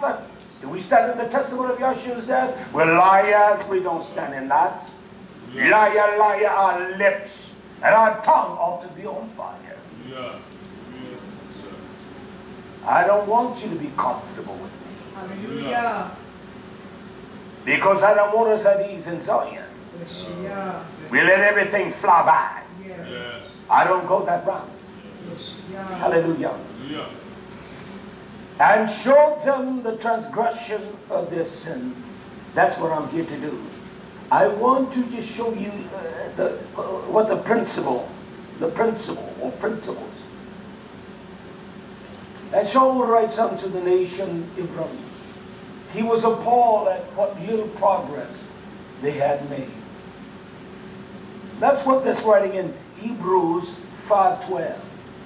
This mother of Zion said, my sons are strong and they are powerful. And he writes, because that's why she says, those that are strong, she said, I want to show you that reason dominates over emotions. Doctrine of Torah, it surpasses your emotion. And look at what Shaul writes in Hebrews 5:12. He says, for when the time you ought to be teachers, when the time you ought to be instructing and sharing with others, you have need that one teach you again, which be the first stocheon, the first principle. I mean the rudiments, the element. You need someone to teach you the beginner things.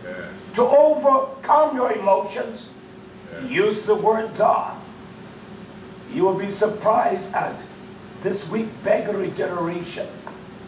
But I got something for us next Shabbat. I've got something for you. Reason overpower emotions is much stronger. Principles. He said you need to be taught first the logion or the oracles. What is the oracles of God? It is the content or the content of the Mosaic Torah, or the law, we would say. We need to go back and learn that. That's what I was putting together this morning. And I didn't want to refuse myself because I say, this I ought to teach. And I'm guilty of that.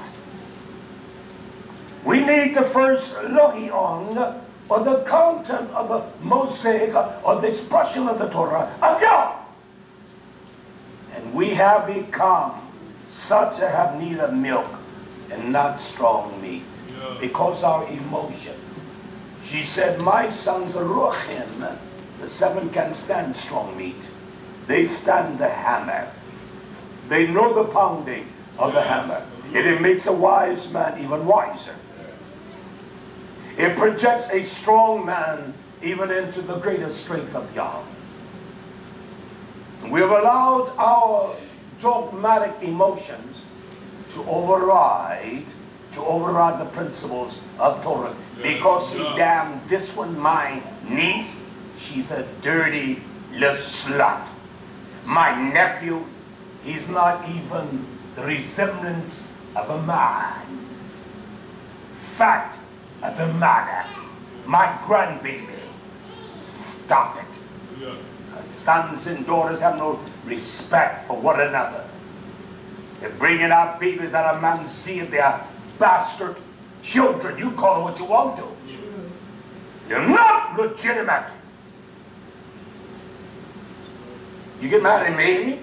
But the Torah calls us mamzeed. They're bastards. You don't even know our Father. You get upset with me? See, your emotions will say, damn the truth of Yah. And you will say, I don't say that, but you say it all the time. When you allow your emotions to drive you, you're nothing but a coward. That's all we are, cowards. We can't stand for truth.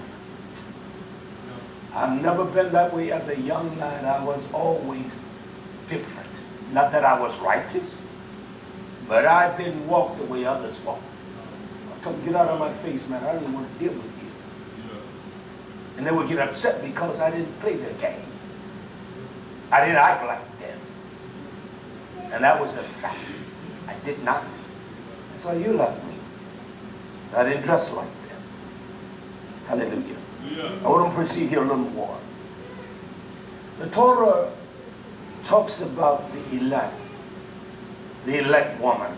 That's who we are, the children are. And that's what her 7 sons represent, because it gives us great clarity here in Yochanan, 2nd Yochanan, 2nd John, chapter 1, verse 1 through verse 3. This is who he addresses letter to Yochanan. He calls her, he says, to the elders, the Zachiim, and to the elect lady and her children. This woman was elected. He addressed not only the elect lady, but her children. YisraYah'ale, the mother brother, she's been elected by Yah.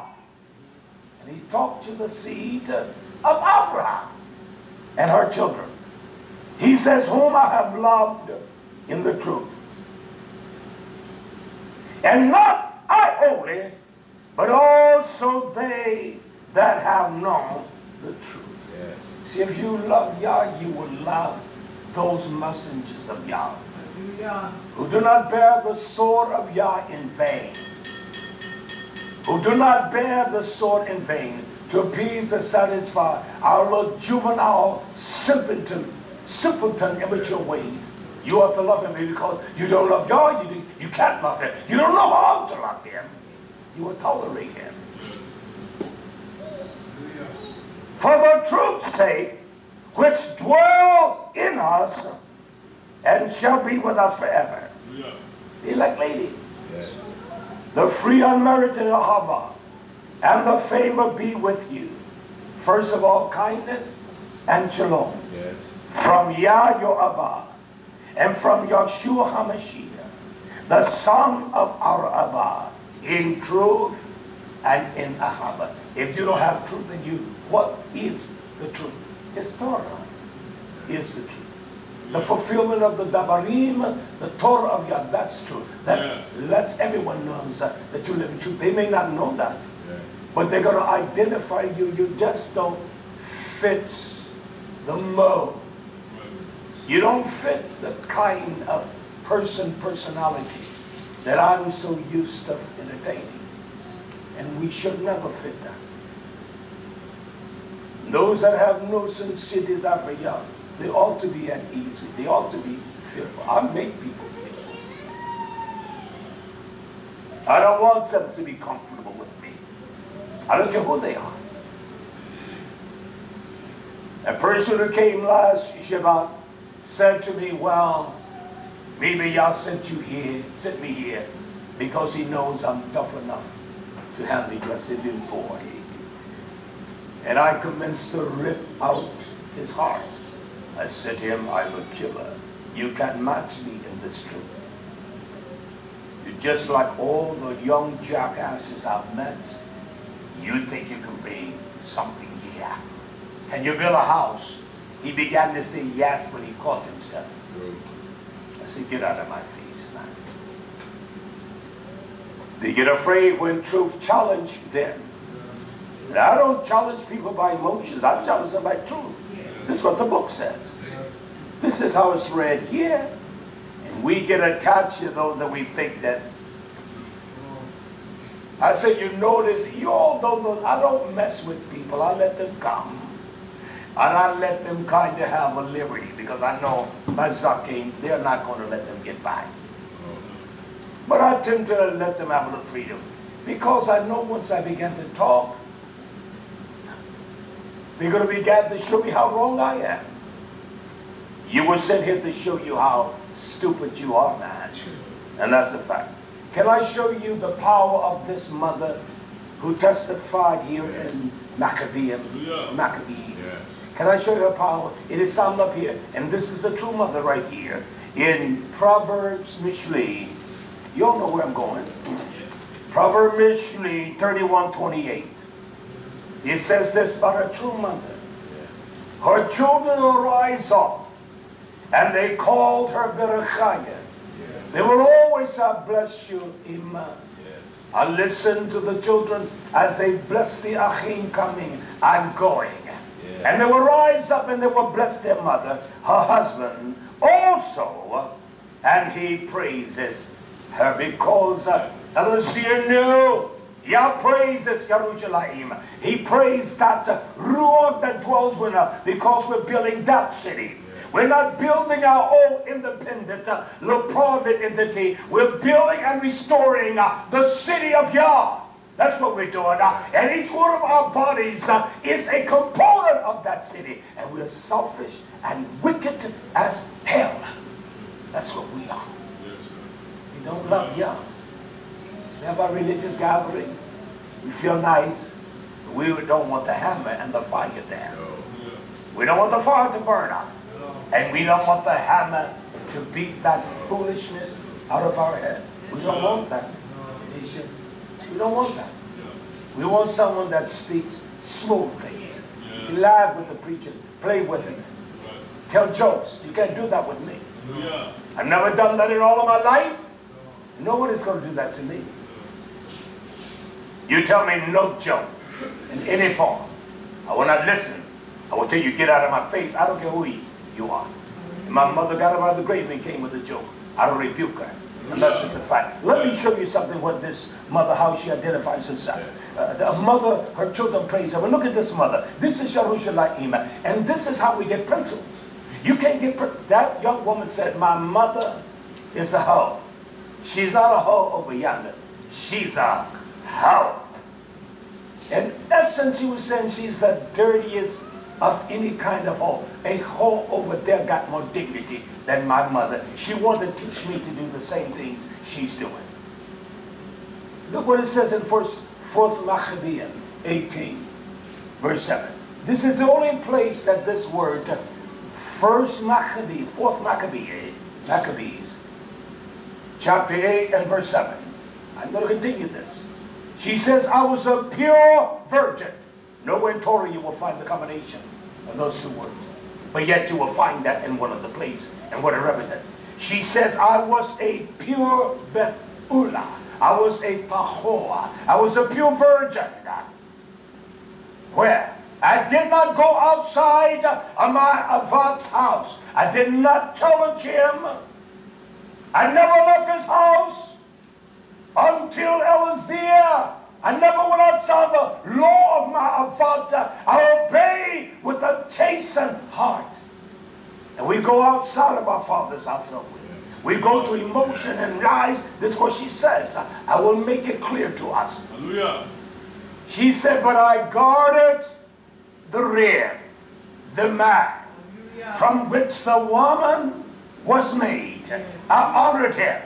I learned to love him by my iman. And I watched the mothers of old to teach me how to love him. I guarded that rib. I protected that rib because I was made from that rib. I didn't say and talk back to him. I didn't try to orchestrate things. I loved the rib because I guarded it. That's what the mother Baba, she guards the rear back from where she came. The world has taught you every kind of whoredom, sin, defilement. She knew the rear was strong. She knew that a man dealt with her according to knowledge. She knew that she was weaker. But the principles he installed in her, she saw the maturation of that in her sons and saw the strength of their will. What are we producing today? Our sons and our daughters are whores and doing everything that is so vile, so unclean. That ain't right, Nisha. She said, I guarded the rib. I guarded that rib from where I was made. And I will guard the rib from where I was made. For YHWH HaMashiach, He has renewed me. There's a birth that was not coming out of my image womb. This birth is of life, strength. She said, I guarded the rib. I guarded the rib from whom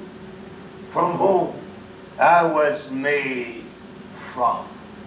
It's a disgusting thing today to see daughters having excellent husbands, and they're so disrespectful.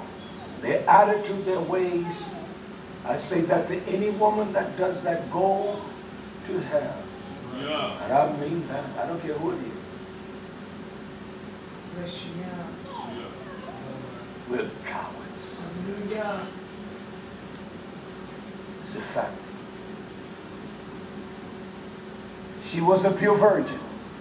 No other place where those, that verb and that noun is used in that combination. But there's one that when you search it, understand the tenets of words, I found it. Yeah. 2 Corinthians. She represented the true assembly. I found it. I found it. Same verbalizing, but different expressions. Same truth. Hallelujah. Who says in 2 Corinthians chapter 11, verse 2 and 3, for I'm jealous over you with the jealousy of Yah. For I have I have espoused. I'm the one that betrothed. I've betrothed you to one husband. She had one husband, Elazir. YisraYah'ale has one husband, Almighty Yah. That I may present you a hachnus. See, that's where it's found. A pure, a chaste virgin from carnality. You're not wrapped up in the carnal thinking and the carnal things. He said a chaste pathisos, a pure virgin. And a pure virgin is one that has never been touched by any kind of man or any thoughts of that seducer mind. That's a pure virgin. Yes. She was raised that way in her father's house. He says a virgin to Messiah. YHWH. See the word, the same words that she said, I am. That's what the assembly is. And we dwell in the city of Jerusalem. Our mother has nourished us and fed us milk and given us meat as well to understand the trials and all of the tribulations. He goes on to say, but I fear, these my enemies, that the serpent beguiled as he deceived Hava through his subtleties, his cunning ways, so your mind shall be corrupted from the simplicity that is Messiah. See, our minds have been corrupted from the simple way. What are you saying? The simple way is just to love. And love presents care. And love is a fellowship. Love is a wonderful experience. And our minds have been polluted from that. We don't have no sense of love. We have no understanding of care. So the young daughters will never understand the beauty of loving a husband. And the young men will never know how to love a wife. They will lay down with them like dogs. And that's it. They lay down together like a dog on the street. And you know what the female entity of that carnivora is called? That's what they are. We in our sanctimonious ways. You see, the mother teaches. The teaching comes from YisraYah'ale because this is a street here. This is a street. These are the lights. And nothing else shines from her but these lights. Wisdom shines when you confront her. Understanding shines. Judgment shines. Fear shines. It is nothing but our foolish, stupid ways that shine. Nothing but our teeth. That's it. I don't care if you don't love me. You, my friend there that critiques me, you don't know your name, but that's all right. I won't call your name. Yeah.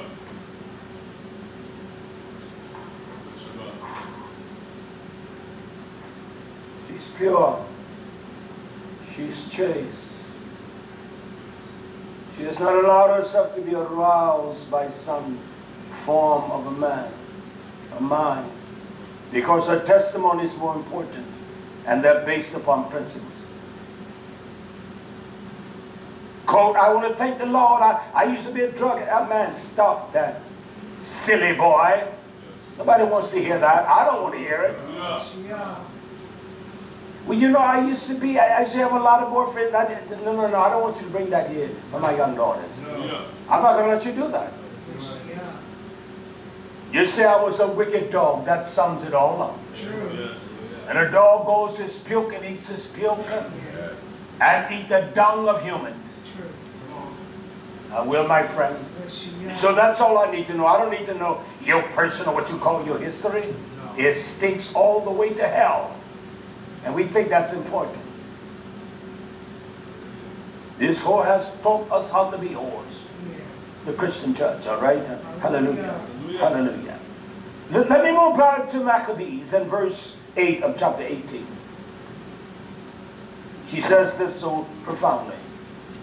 She said, no seducer corrupt me on the desert plain. Even when there was darkness and travailing, no one corrupt me. Because my principles. You can't corrupt YisraYah'ale.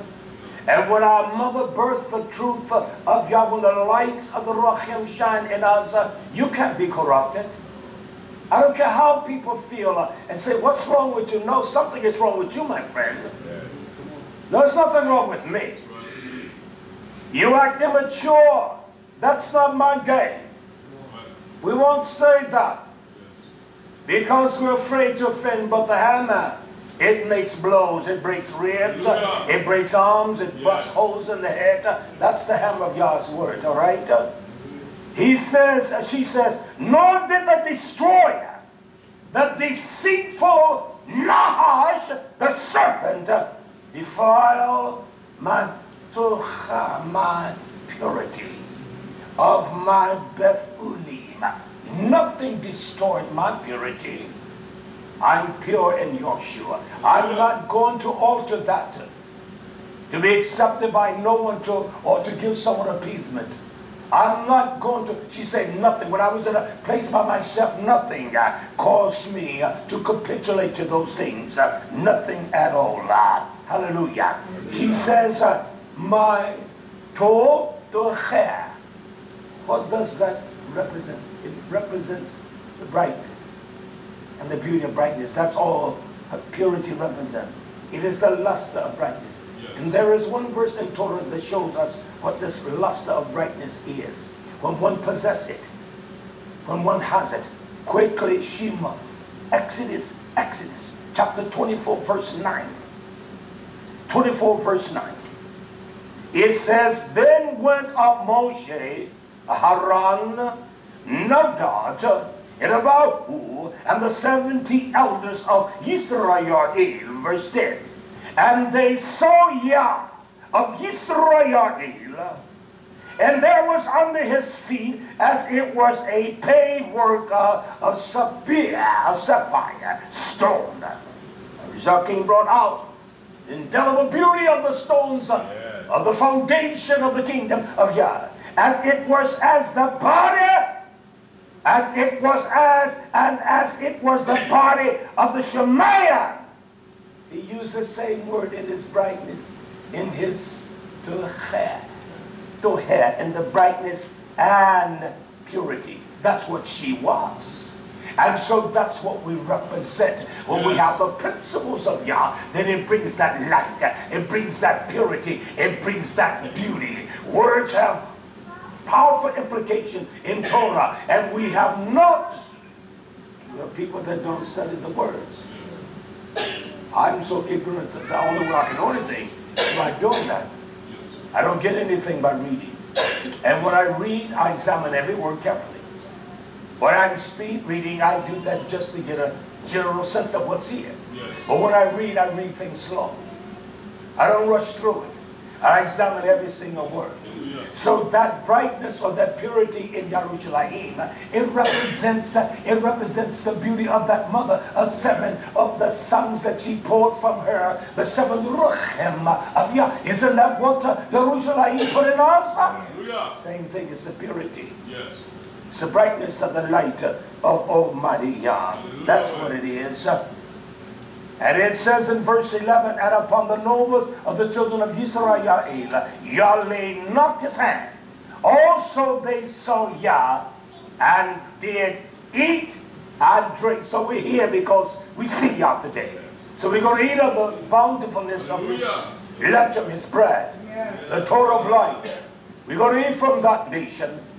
We're going to feel our nefesh to the full, that we may have strength for the next hour. And then from that we develop strength for the next day. That's how we do it, all right? So we must go that way and no other way. Now we get down to the legis of this teaching. All of it is legis. But she says here in Maccabees 18:9, she says, at the time of my maturity, kelach. Everyone is not mature. The mother above is mature. Every woman is not mature. Every man is not mature. She says, at the time. What does that imply? I'll show you. Because a man is 70, that doesn't mean he's mature. Because he's 80, that doesn't mean he's mature. Because a woman is 99, that doesn't mean she's mature. It doesn't mean that. Because you do the same old silly things as the world does. She has no sense of appreciation unto Yah. She doesn't do things to esteem Yah. She's just as much of a clown as a 19-year-old clownish girl. She can joust and play and gesture with the clownish of young girls. Instead of teaching them by example, that's what we should do, men. We teach them by example. Not by our verbiage, but the way we is, the way we live. We teach them that way. Look what she says. In the time of my maturity, and my kelach, in the fullness of my strength, and when one is mature, therefore, that's what kelach means. In the fullness of my firmness, my strength was rugged, but it was true. It had a vigorous to me. I wasn't going to back down. And I did not bow down. We clown and we play and we think it's all right. It's not all right. It's not all right. We're coming to the end of the destiny. We got to be sober, sincere in all things. Look what she says here. She says, I remain with my husband, and when these sons had grown up, their avot died. She said, I bless you, Yahweh. This is why. He was a happy man. He was a happy man. He was a happy man. He was full of the riches of Yahweh. He was a happy man, was he? And he lived out his life with 12 children. Quote, my children are good. They're heathens. They're ignorant heathens. From the youngest to the oldest. He lived out his life with 12 children. They were beautiful. They didn't defy Yah. They walked in the truth of Yah. They didn't do their own thing. They were not some kind of religious person that walked in religiosity. He said they were 12 children. Everybody today, oh, they're good. Oh, they're doing good. Oh, you don't realize. Oh, my. They're doing so good. Isn't that what they say? Yeah. You know that's what they say. Yeah. And you don't watch yourself, you say the same thing too. He was a happy man, not only that, who lived out his life with 12 children and did not have grief or bereavement. Yah didn't let one of his sons die. He didn't let one of his sons fall away because they was nurtured from the titty of YisraYah'ale. They were nurtured by wisdom. They were nurtured by the wisdom of understanding. They were nurtured by the fear of Yah. The mother enforced that in their lives. We don't do that. We don't do that. We don't do that. She said when I came, in time of my maturity, I want to show you what that maturity represents. Quickly in Job, very quickly, Job. This is what kelach means. One comes to the fullness of their strength. Job chapter 5 verse 26. This is Elazar speaking unto Job. And he says this. You shall come to your grave in your full age. In the fullness of maturity, you're ready to lay down. You're going to die. And you embrace that. You will come to your grave. She said, when I knew it was time for death, I was mature enough to understand. I had the wisdom of my mother. I had drawn from her breast. I had drawn from the teats of wisdom and knowledge, the fear of Yah. And Eliphaz speaks to Job, man, when you come to full age, because a man is 65, 75, 85, 95, whatever, that doesn't mean that one has come to full age. That doesn't mean that there's a level of maturity, wisdom, and understanding that what they present to the world, it is the power of Yah. It's the strict because they don't play, they will judge. They will judge the dog. The dog don't bark at me. That's fact. The man comes to his full age, he understands Puritan judgment. He said, when one comes to their full age, it's like a shock of corn comes in its season. There's nothing sweeter than corn when it's at full age. The kernels are plump and sweet. I like that. I don't need no boiling, no nothing. Give me the, as my grandmother would say, the year of corn. I eat it right off the stalk. When it comes to its full age, green corn will kill you. Green maize will kill you. But when corn is of its full age, and we're green things, we're still green, we're wet behind our ears. Where's the level of full age? Marty, I'm 65. That doesn't mean nothing to me. Not me. It may impress you, but it doesn't impress me. Because I can listen to your verbiage and tell you just as immature as one that is 19. That's a fact. No doubt about that. It's one thing about excellent children. I don't care if you get upset with me. Let me read this. I'll read it and tell you where I read from, all right? It says this.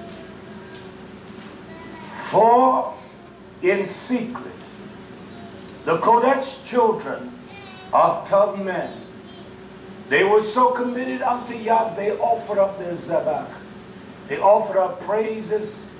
They extolled Yah, even in the midst of the most egregious assault against them. Even in a world whereby they mock you when you lift up Yah, when you dress a certain way.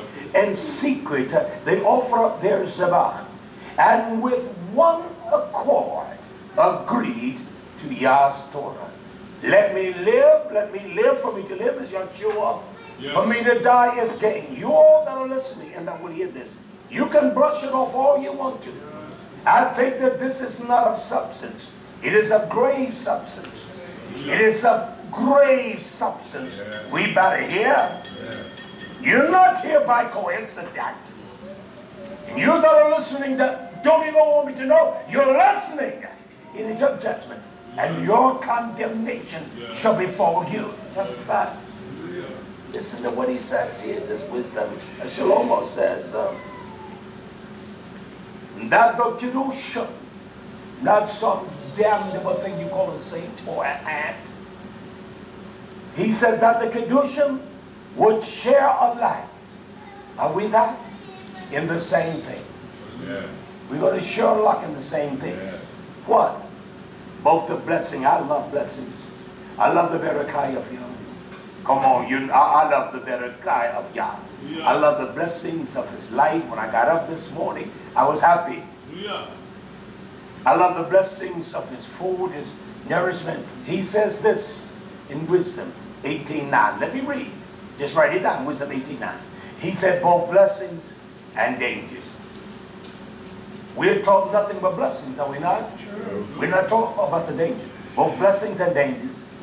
And already they were singing the praises of the fathers. They were always saying, I had a tough daddy, and he was so tough to me. My dad spanked my hips, but he loved me so dearly. He would wrap me in his arms and kiss me on my cheek and say to me, you are a beautiful thing, yes you are. Beautiful is your eye, beautiful is your smile. You're so pretty, I love you. You're my wonderful child. You're my baby. We're silly. We can't even sing to our children like that. I don't care if she was that big, I can sing to her. I don't care. Her, any of them. I don't care.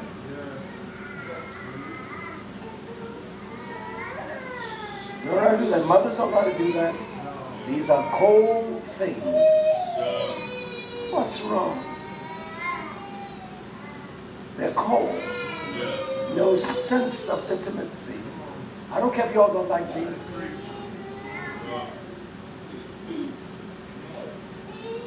I don't care. You see, I would put the video when I was dancing with Rafet when she started singing. And of course I'm singing. Shay, do, yeah. I said, he, will you sing that? You could just sing, Rayak, dance for your Rayak, but I was dancing with you.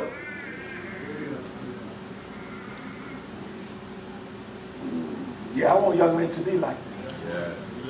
Just like me. No, don't do what I do. No, I want you to be like me. Nothing wrong with being like me. We're not the sons of Elazar like him. We're stupid. But I can't think for myself. You're thinking that's God knew nothing. Elazar had time. He had come to full age. He knew more than you. Silly boy! Silly little girl. So the elderly mothers can teach you how to embrace your husband and to love him. Man, you watch the men of fervor that show their wives honor. These dogs out here, many of these cats call themselves Hebrew Israelites. They play the women, call them wives, and they're not married. They do their own thing. They've got a whore sleeping with them like a hoe. And when they get tired of that hoe, they put her away and get them another hoe. Marriage is honorable. So somehow there must be a performance of marriage. And the bed is undefiled. Don't let these clowns of Joker beguile you, daughters. Just suffer. Suffer with your children. You'll be all right. Hallelujah. Quickly. He said, and they will sing praises to their father. That's the example of a tough child. That's what a tough child is. That's what makes a daddy's heart glad. Not because he's making $40,000 a year, because he has walked in the counsel of that nurturing father has given to him. There are many that have done things in the ill of their wickedness. They have no power to correct that. But when you see me, I'm the same. I love you, daughter. I love you, son. But I'm not changing one thing for you. Period. That's a fact. Look what she says here. I'm going to close from here. This is the most profound essence. She says to her sons, Maccabees 18:10, while your daddy, while this precious man was still with you. Is that what it says? Yes. He was alive. He was with you. He lomad. He taught you. You see, principles can only come from the Torah. And the prophets are the administrators of the principles of Yah.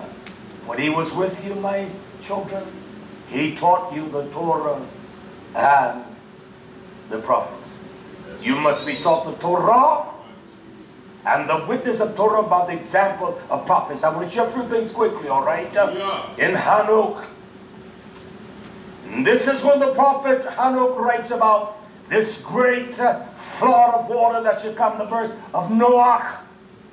And then the power of all that was for one thing, like the dam of Yorkshire, when they pierced his side came out water and blood, and that was to cleanse the olam from all of its corruption. But Hanuk 106 and verse 13, it says, then I, Hanuk, answered, saying to him, to the Melech, Yah will surely make a renewed thing upon the olam. And I have already seen this in a vision, and make it known to who? To you. Yes. What do you mean? For it is in the generation of Yaretz, my father. Yes. They transgress the words of Yah. It says that. Yes. They transgress, ouch. They transgress the word of Almighty Yah. They transgress the word of Yah. They transgress the word of Yah. He said, the word of Yah, that is the Torah of the heaven. Yes. You can't go around this Torah. You can't transgress the Torah of Yah. It is what seals the heavens. It is what the lights of the seven suns, what they represented.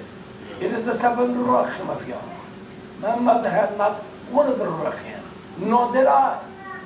She couldn't teach me the principles of Yah's Torah. So this is, he taught them the Torah. You must teach them the Torah, not just by your verbiage, but by your life. Because a son or child sees the infraction of the mother, the father, they can tell the climate of the environment, they can tell when he's upset, and they just look. You gotta stop that mess, nation. I can see the climate, you both get on your knees and begin to pray and cry. The child will get on the knee. We're full of our own shiest, and you get mad with me, I don't give a, I don't care. His word is a hammer. Yes. Hallelujah. They can discern that. They know when something is wrong. They know when they hear things when it's right. We're sick people. We don't want to identify with our sickness and say, heal me, Yah.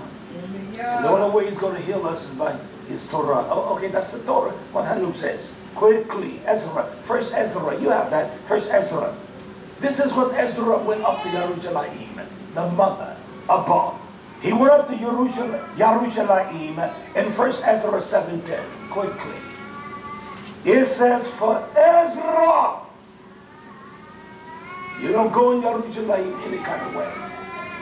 For Ezra had prepared his lab to say the Torah of Yah. That's what he did. And he taught them the Torah. Yes. You can't teach them principles based upon the world. No. Your principles mean nothing.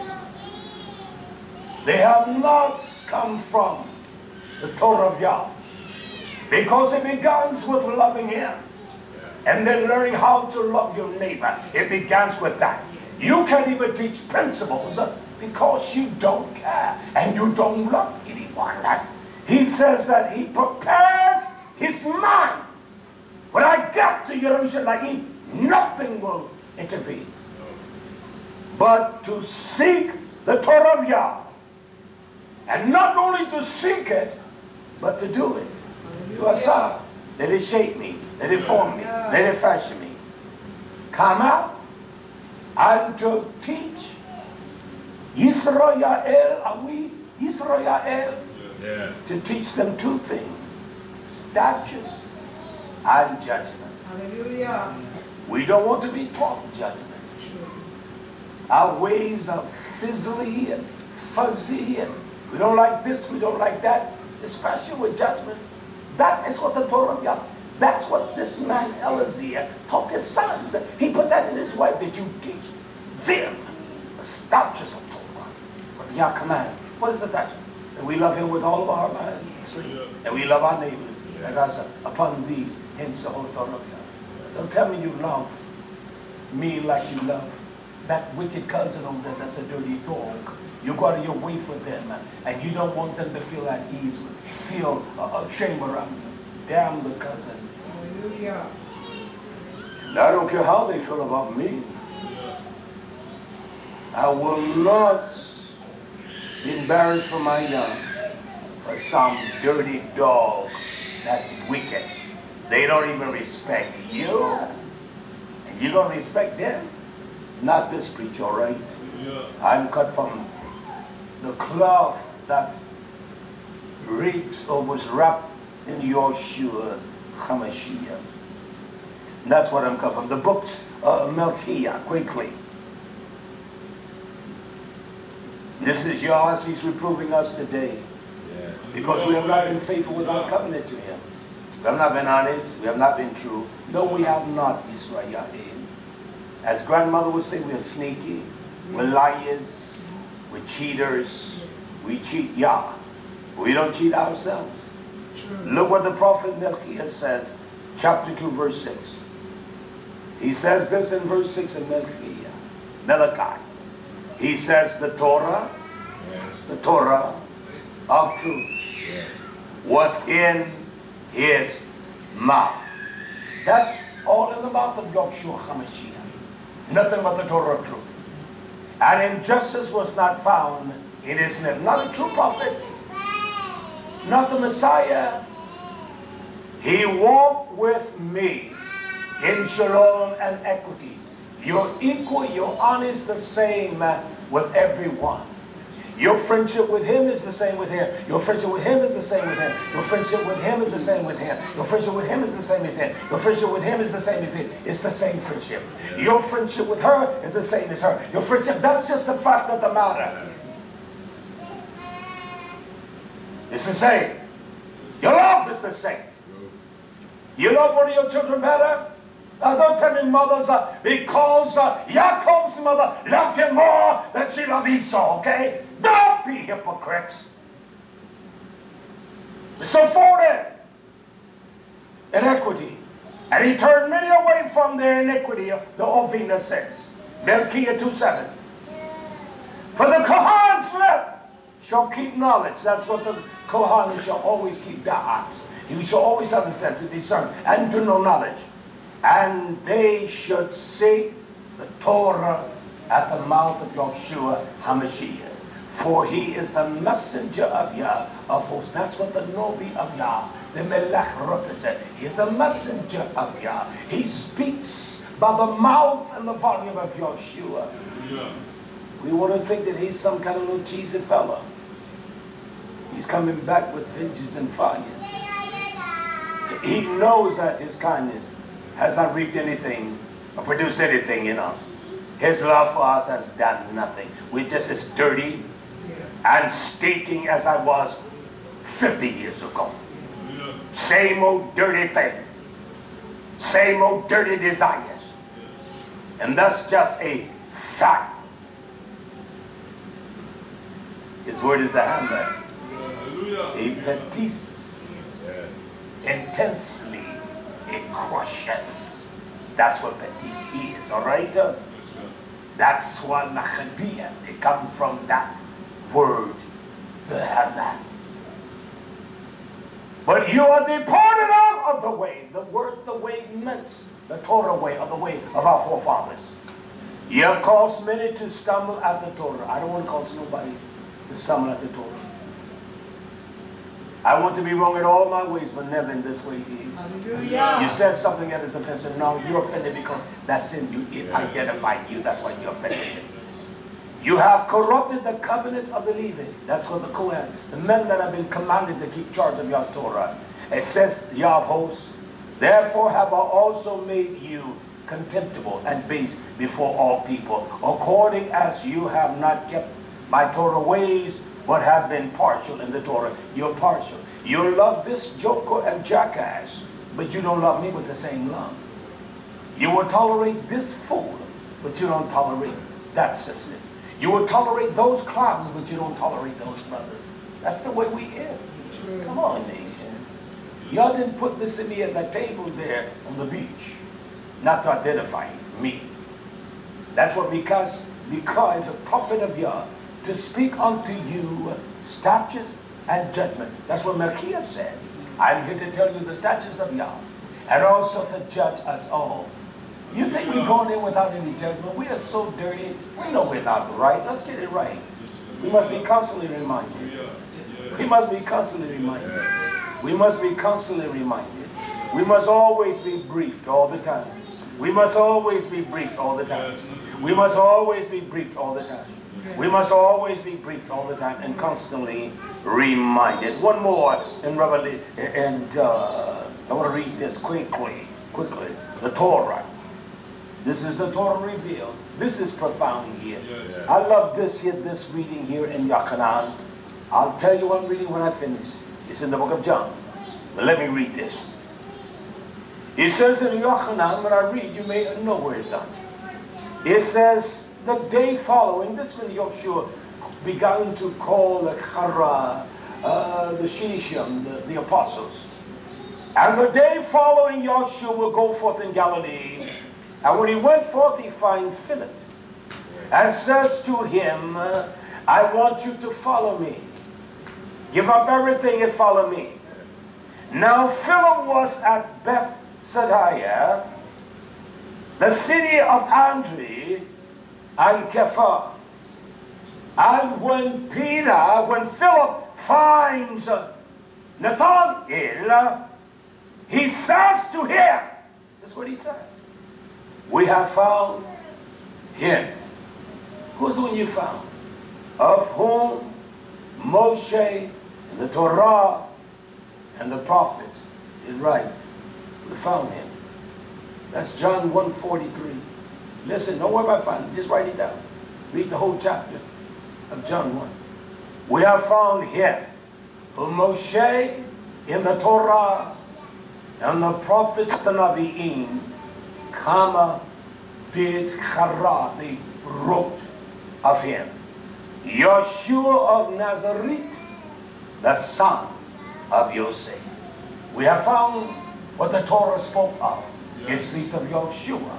We have found who the prophet speaks of. And that's why Elazar, he taught his wife and his sons the Torah and the prophets. That's what he taught them. Yes. And that's the only thing that's going to save us. You must know what the Torah and the prophet says. Hallelujah. Revelation. This is what the prophet of Yah. And Yah does nothing unless he declares it by the Nobi. He's not going to talk from the heavens to us. This is what Yochanan speaks to us in Revelation, Gilgana chapter 10, verse 7. It says, but in the days of the voice of the seven melech, seven sounds, seven rochim, the completion, the perfection, the seven melachim, and the seven melach, when he shall began to sound, when he began to blow the shofar, you find all these little fellas on the street talking insane, telling everyone they're the prophets of the Lord. I have no problem with that. They are the prophets of the Lord. They are not the prophets of Yah. That's a fact. The mystery of Yah, only then, the mysteries of Yah shall be until all. They shall be finished. The performance is already done. There should be nothing to add. The execution and all things are complete. As he declared to his servants. It says the Avadim, does it not? Servants who? The prophets. And he taught them the Torah, and he taught them the prophets. We must be taught what the Torah says, because the prophets operated, the messengers, within that context. This is what Shaul writes when he writes unto Romea, the election there. He writes this, Romans 16:25. He has tried one thing for us, and we must show Yah the greatest of esteem. He says this, Romans 16:25. Now to him that the Torah was written of, the prophet spoke of, now to him that is able to establish you according to my teaching, to my bezorah, to what he has commanded me, and the preaching of Yeshua HaMashiach according to the revelation of the mysteries. They have been kept secret since the world began. The things he has not revealed. You don't know when the seven melach is going to sound. He says, but now, it is made manifest. How? He talks about the Kitvei HaChodosh. He talks about the scripture of who? The prophets. The scripture of the prophets. According to the commandment of the everlasting Yah, made known to all nations, of the obedience of what? The Munah. Why all nation? Because the nation of YisraYah'ale, it is in every nation, among every kind of people, and every kind of disguise. And that's a fact. To Yah, the only wise, be honor and praises to Yahshua HaMashiach Li'olam V'yan. His wife and her sons praise Yah. They look for the coming of Yahshua. They have the vision, but they did not see it in full. And they lay down their lives by principles, waiting for that promise. Then he says, Amen, Amen. I want to conclude with this here. But Yaakov speaks so indelibly, he speaks to us. I'll read it, and I will tell you where I'm closing from. How about that? It says in Yaakov, James, he tells us to be patient. Don't murmur, don't complain. Don't get fizzy with your emotions. Always blaming someone but you. I can say this honestly. I don't care what I've been through in life, I've never blamed anyone. I didn't blame my mother. And I certainly didn't blame the man that I met, who was known as my father. I never blamed him. I said, I want nothing from you. If you had had $1 million, I would have taken one down. I know y'all, you just, no, I wouldn't have. I would not have taken one nickel from you. And that's the honest truth. And only y'all know it, because I know what I'm saying. Because I told you, you owe me nothing. No explanation. You owe me no apology for anything. I didn't come to see you for that, oh man. That's a fact. Yeah. And I've never been one that cascade or blame someone else because of my ills. No, no one made me do that. My wife did not make me go upside her head. She did not make me run out of the house and find some slutty whore. She didn't do that to me. I don't care what she said. Get out of the house, okay? Where you going? Get up. Man in bed here. Put me up. 200 pounds. You can't even pick me up. Put me out. She doesn't tell me to get out. He never told me that. Because if she did, I would just look at her and say, put me out. Come on.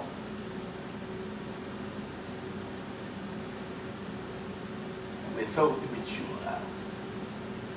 All right, let's get real. No, you're not putting me out of your life and out of our house. We are equals. We're one. He established our hearts. Be you patient. Let Yah establish, let him stay rizzo, let him make your heart firm. From the book of James, Yaakov. I tell you, just listen. He speaks of this time. So we must be patient. And allow the Torah that the mother did, the Torah and the prophet, establish a son's heart, that they were tough children. He says, establish your Levine for one thing. For the coming of Yahshua HaMashiach draws. It's getting closer, draws night. Then he tells us, he used the word stin adzo, grudge. Don't have no grudge. No more than chromatism. He said, grudge not one against another. We don't grudge against the wicked. He said, don't grudge against each other. Yisraelites, Achim, brothers, least you be condemned. You don't realize, daughters, you don't realize, sons, when you grudge one another, you growl under your breath and you talk smart, you're condemning your own damnable wicked self. It's not what someone did to you, you're doing it to yourself. Stupid. Write me again, my friend. I use the word stupid. I'll teach you the other word I use next week for you. All right? Don't begrudge no one. Don't get jealous. Don't begrudge. Don't treat them. Don't get all huffy and puffy. He said begrudge. Don't even grudge one another. YisraYah'ale. Why? Because they will condemn you. Why? Behold, the judge stands. The SHABBAT. He stands before the door. And then he says this to us in James. Read the whole chapter 5. Just listen. Take my achim, take my brethren, take my brothers, the prophets, who have spoken in the name of Yahweh. Take them for an example of suffering, affliction, and patience. The mother taught her sons. Yes. That's why she read from the prophets. Let's look at them. It all, even death, and they all died. They did not eat the pork because their father didn't do it. They did not engage in unclean things. They knew no woman at all. They kept themselves pristine clean and undefiled from the world. That's how they kept them. So he tells us, James 5, remember, think of them, the prophets, who laid down this book for you and brought the revelation of YHWH HaMashiach to give you steadfastness in Torah. And remember the mother, whose husband loved her so dearly. Yah loves YisraYah'ale. He hates the sin that we brought in. We've defiled it. We've done every kind of unclean thing there is to do in YisraYah'ale. We've been full of sin, corruption, and every kind of foul nature there is. We've done those things. And that's the fact of the matter. That's the truth. But allow even the great agony of the prophets, like the son, their Avad Elazir. They knew that he was a strong man. And that encouraged them the greatest. So when we feel or sense discouragement, consider Yahshua. Consider who has been the one that has written down the tenets of our evil now. And always go to Hebrews 11. Me, the riches of your encourage nation. I know this way that Zaki remind us often their few that I understand. I'm not discouraged, believe me. I'm not discouraged. We will get things done. He went to death, and all of his strong men turned away, didn't they? But yet when he got up out of the grave, he came and he opened their understanding. So you got to die to your flesh in order for your understanding to be open. You got to kill you, my friend. Nobody's doing you wrong. Nobody has opposed you in the sense that you do your own will. You do your own thing. I don't care. I don't care who it is. Don't visit here thinking you're going to come and overshoot anyone here because you're not. There are folks that listen to me, oh, we want to come, and then when they go and listen, when I tell them to go listen, they don't want to come. So be encouraged. I am. I feel wonderful today. As usual, I feel excellent. That's right. Ready to eat some of the most wonderful food one can eat, and get me a rest. And I'm thinking about working on tomorrow. We got no things we got to do. You got to talk about the work. We're going to rest this evening. We don't have to be burdened down. But there are things that we must do. Feast days will be coming. My mind is already busy. South Carolina had a year of unproductive growth. I don't know what it was. What caused it? But a lot of the farmers didn't produce. A lot of crops do in Florence, and a lot of crops get harvested, then they were rotten in the field. And that's just a fact. You don't have hay. Everybody don't grow hay the same. I mean, wheat the same time we grow it here in the North Carolina. There's some that grow it later and they harvest later. There are cold countries where they have they have to put it in the ground later. They harvest later, and they don't harvest until sometime later. That's just a fact. And it takes wheat to make bread, doesn't it? Yes. Spelt and things like that. Yes. So we need to be careful, YisraYah'ale. Let's eat the wonderful fruits, the berry of Yah. Let's eat this word and let it purge out our guts and the stench of our body. Nobody else is vile. It's you. It's me. No one else does stinking things to you. You do it to yourself. True. Nobody made you do that. You're full. I say that. Or he called Yah's people full. Nobody that's listening, I'm a student of this, can tell me even with the word Racham, its inception in the language when Yahshua, all they know is how to say that. And they can't break that down. But I got something for you next week. All right? Yabaruch, be encouraged, YisraYah'ale, be strong. Let us wait on the promises. Yes. The word that shall come to pass. And if we do that, nation, we can't go wrong. What is the most important principle? To love Yah. And then the same way, you can't say you love, listen to me. You can't say you love Yah and don't love me the same way. You can't say that you're a hypocrite. Do you spend time with Yah? Spend some time with me then. That's just a fact of the matter. That's just a fact of the matter. You understand that? Mother love her children, you don't spend no time? I love the babies, all of them. I would thump this one head just like I thumped the other one's head. It makes no difference. I come out to no child. And they all love Papa. They'll learn. They'll get to that point. And I treat them all the same. You do more for them? No, I do the same thing. For that one, that one, that one, that one, that one, that one, that one, that one, that one. Maybe even more for that one. And that one. And them. We're full of our hypocrisy. We're full of our wicked, evil ways. Yes, I don't want to discourage any of the babies. I know they don't live here. They don't. I don't want to discourage them. I want to encourage them to grow strong. She comes, I want to encourage her. They come, I know their battles. Believe me. I know their battles. I'm not going to discourage them.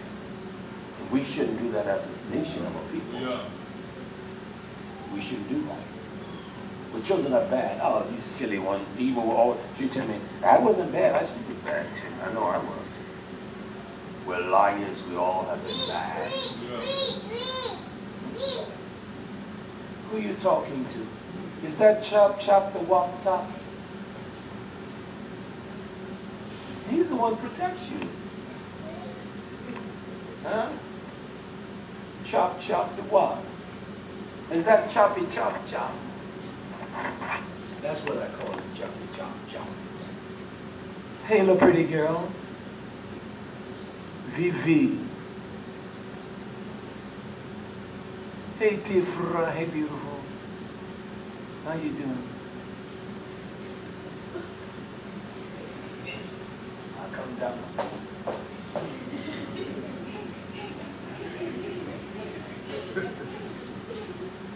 Come here, little pretty baby. Let us stand to our feet. That's okay. Hallelujah. Do me like that. Let us turn toward Jerusalem. In all things we give Rak Arabah for the excellence of your kindness toward us as a nation. Heal your people, each of us. Need your healing. We pray for your people. We pray for the Shalom YisraYah'ale. Pray for the blessing of Yahshua HaMashiach upon us all. Bless them wherever they are. Throughout the nation, this state, the world. Bless YisraYah'ale.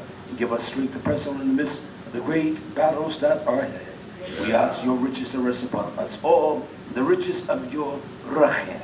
In Yahshua's mighty name, touch the bodies of those that need healing. Touch my body. Touch us, all of our bodies. In Yahshua's mighty name. Hallelujah. Hallelujah. Hallelujah. Hallelujah. Hallelujah.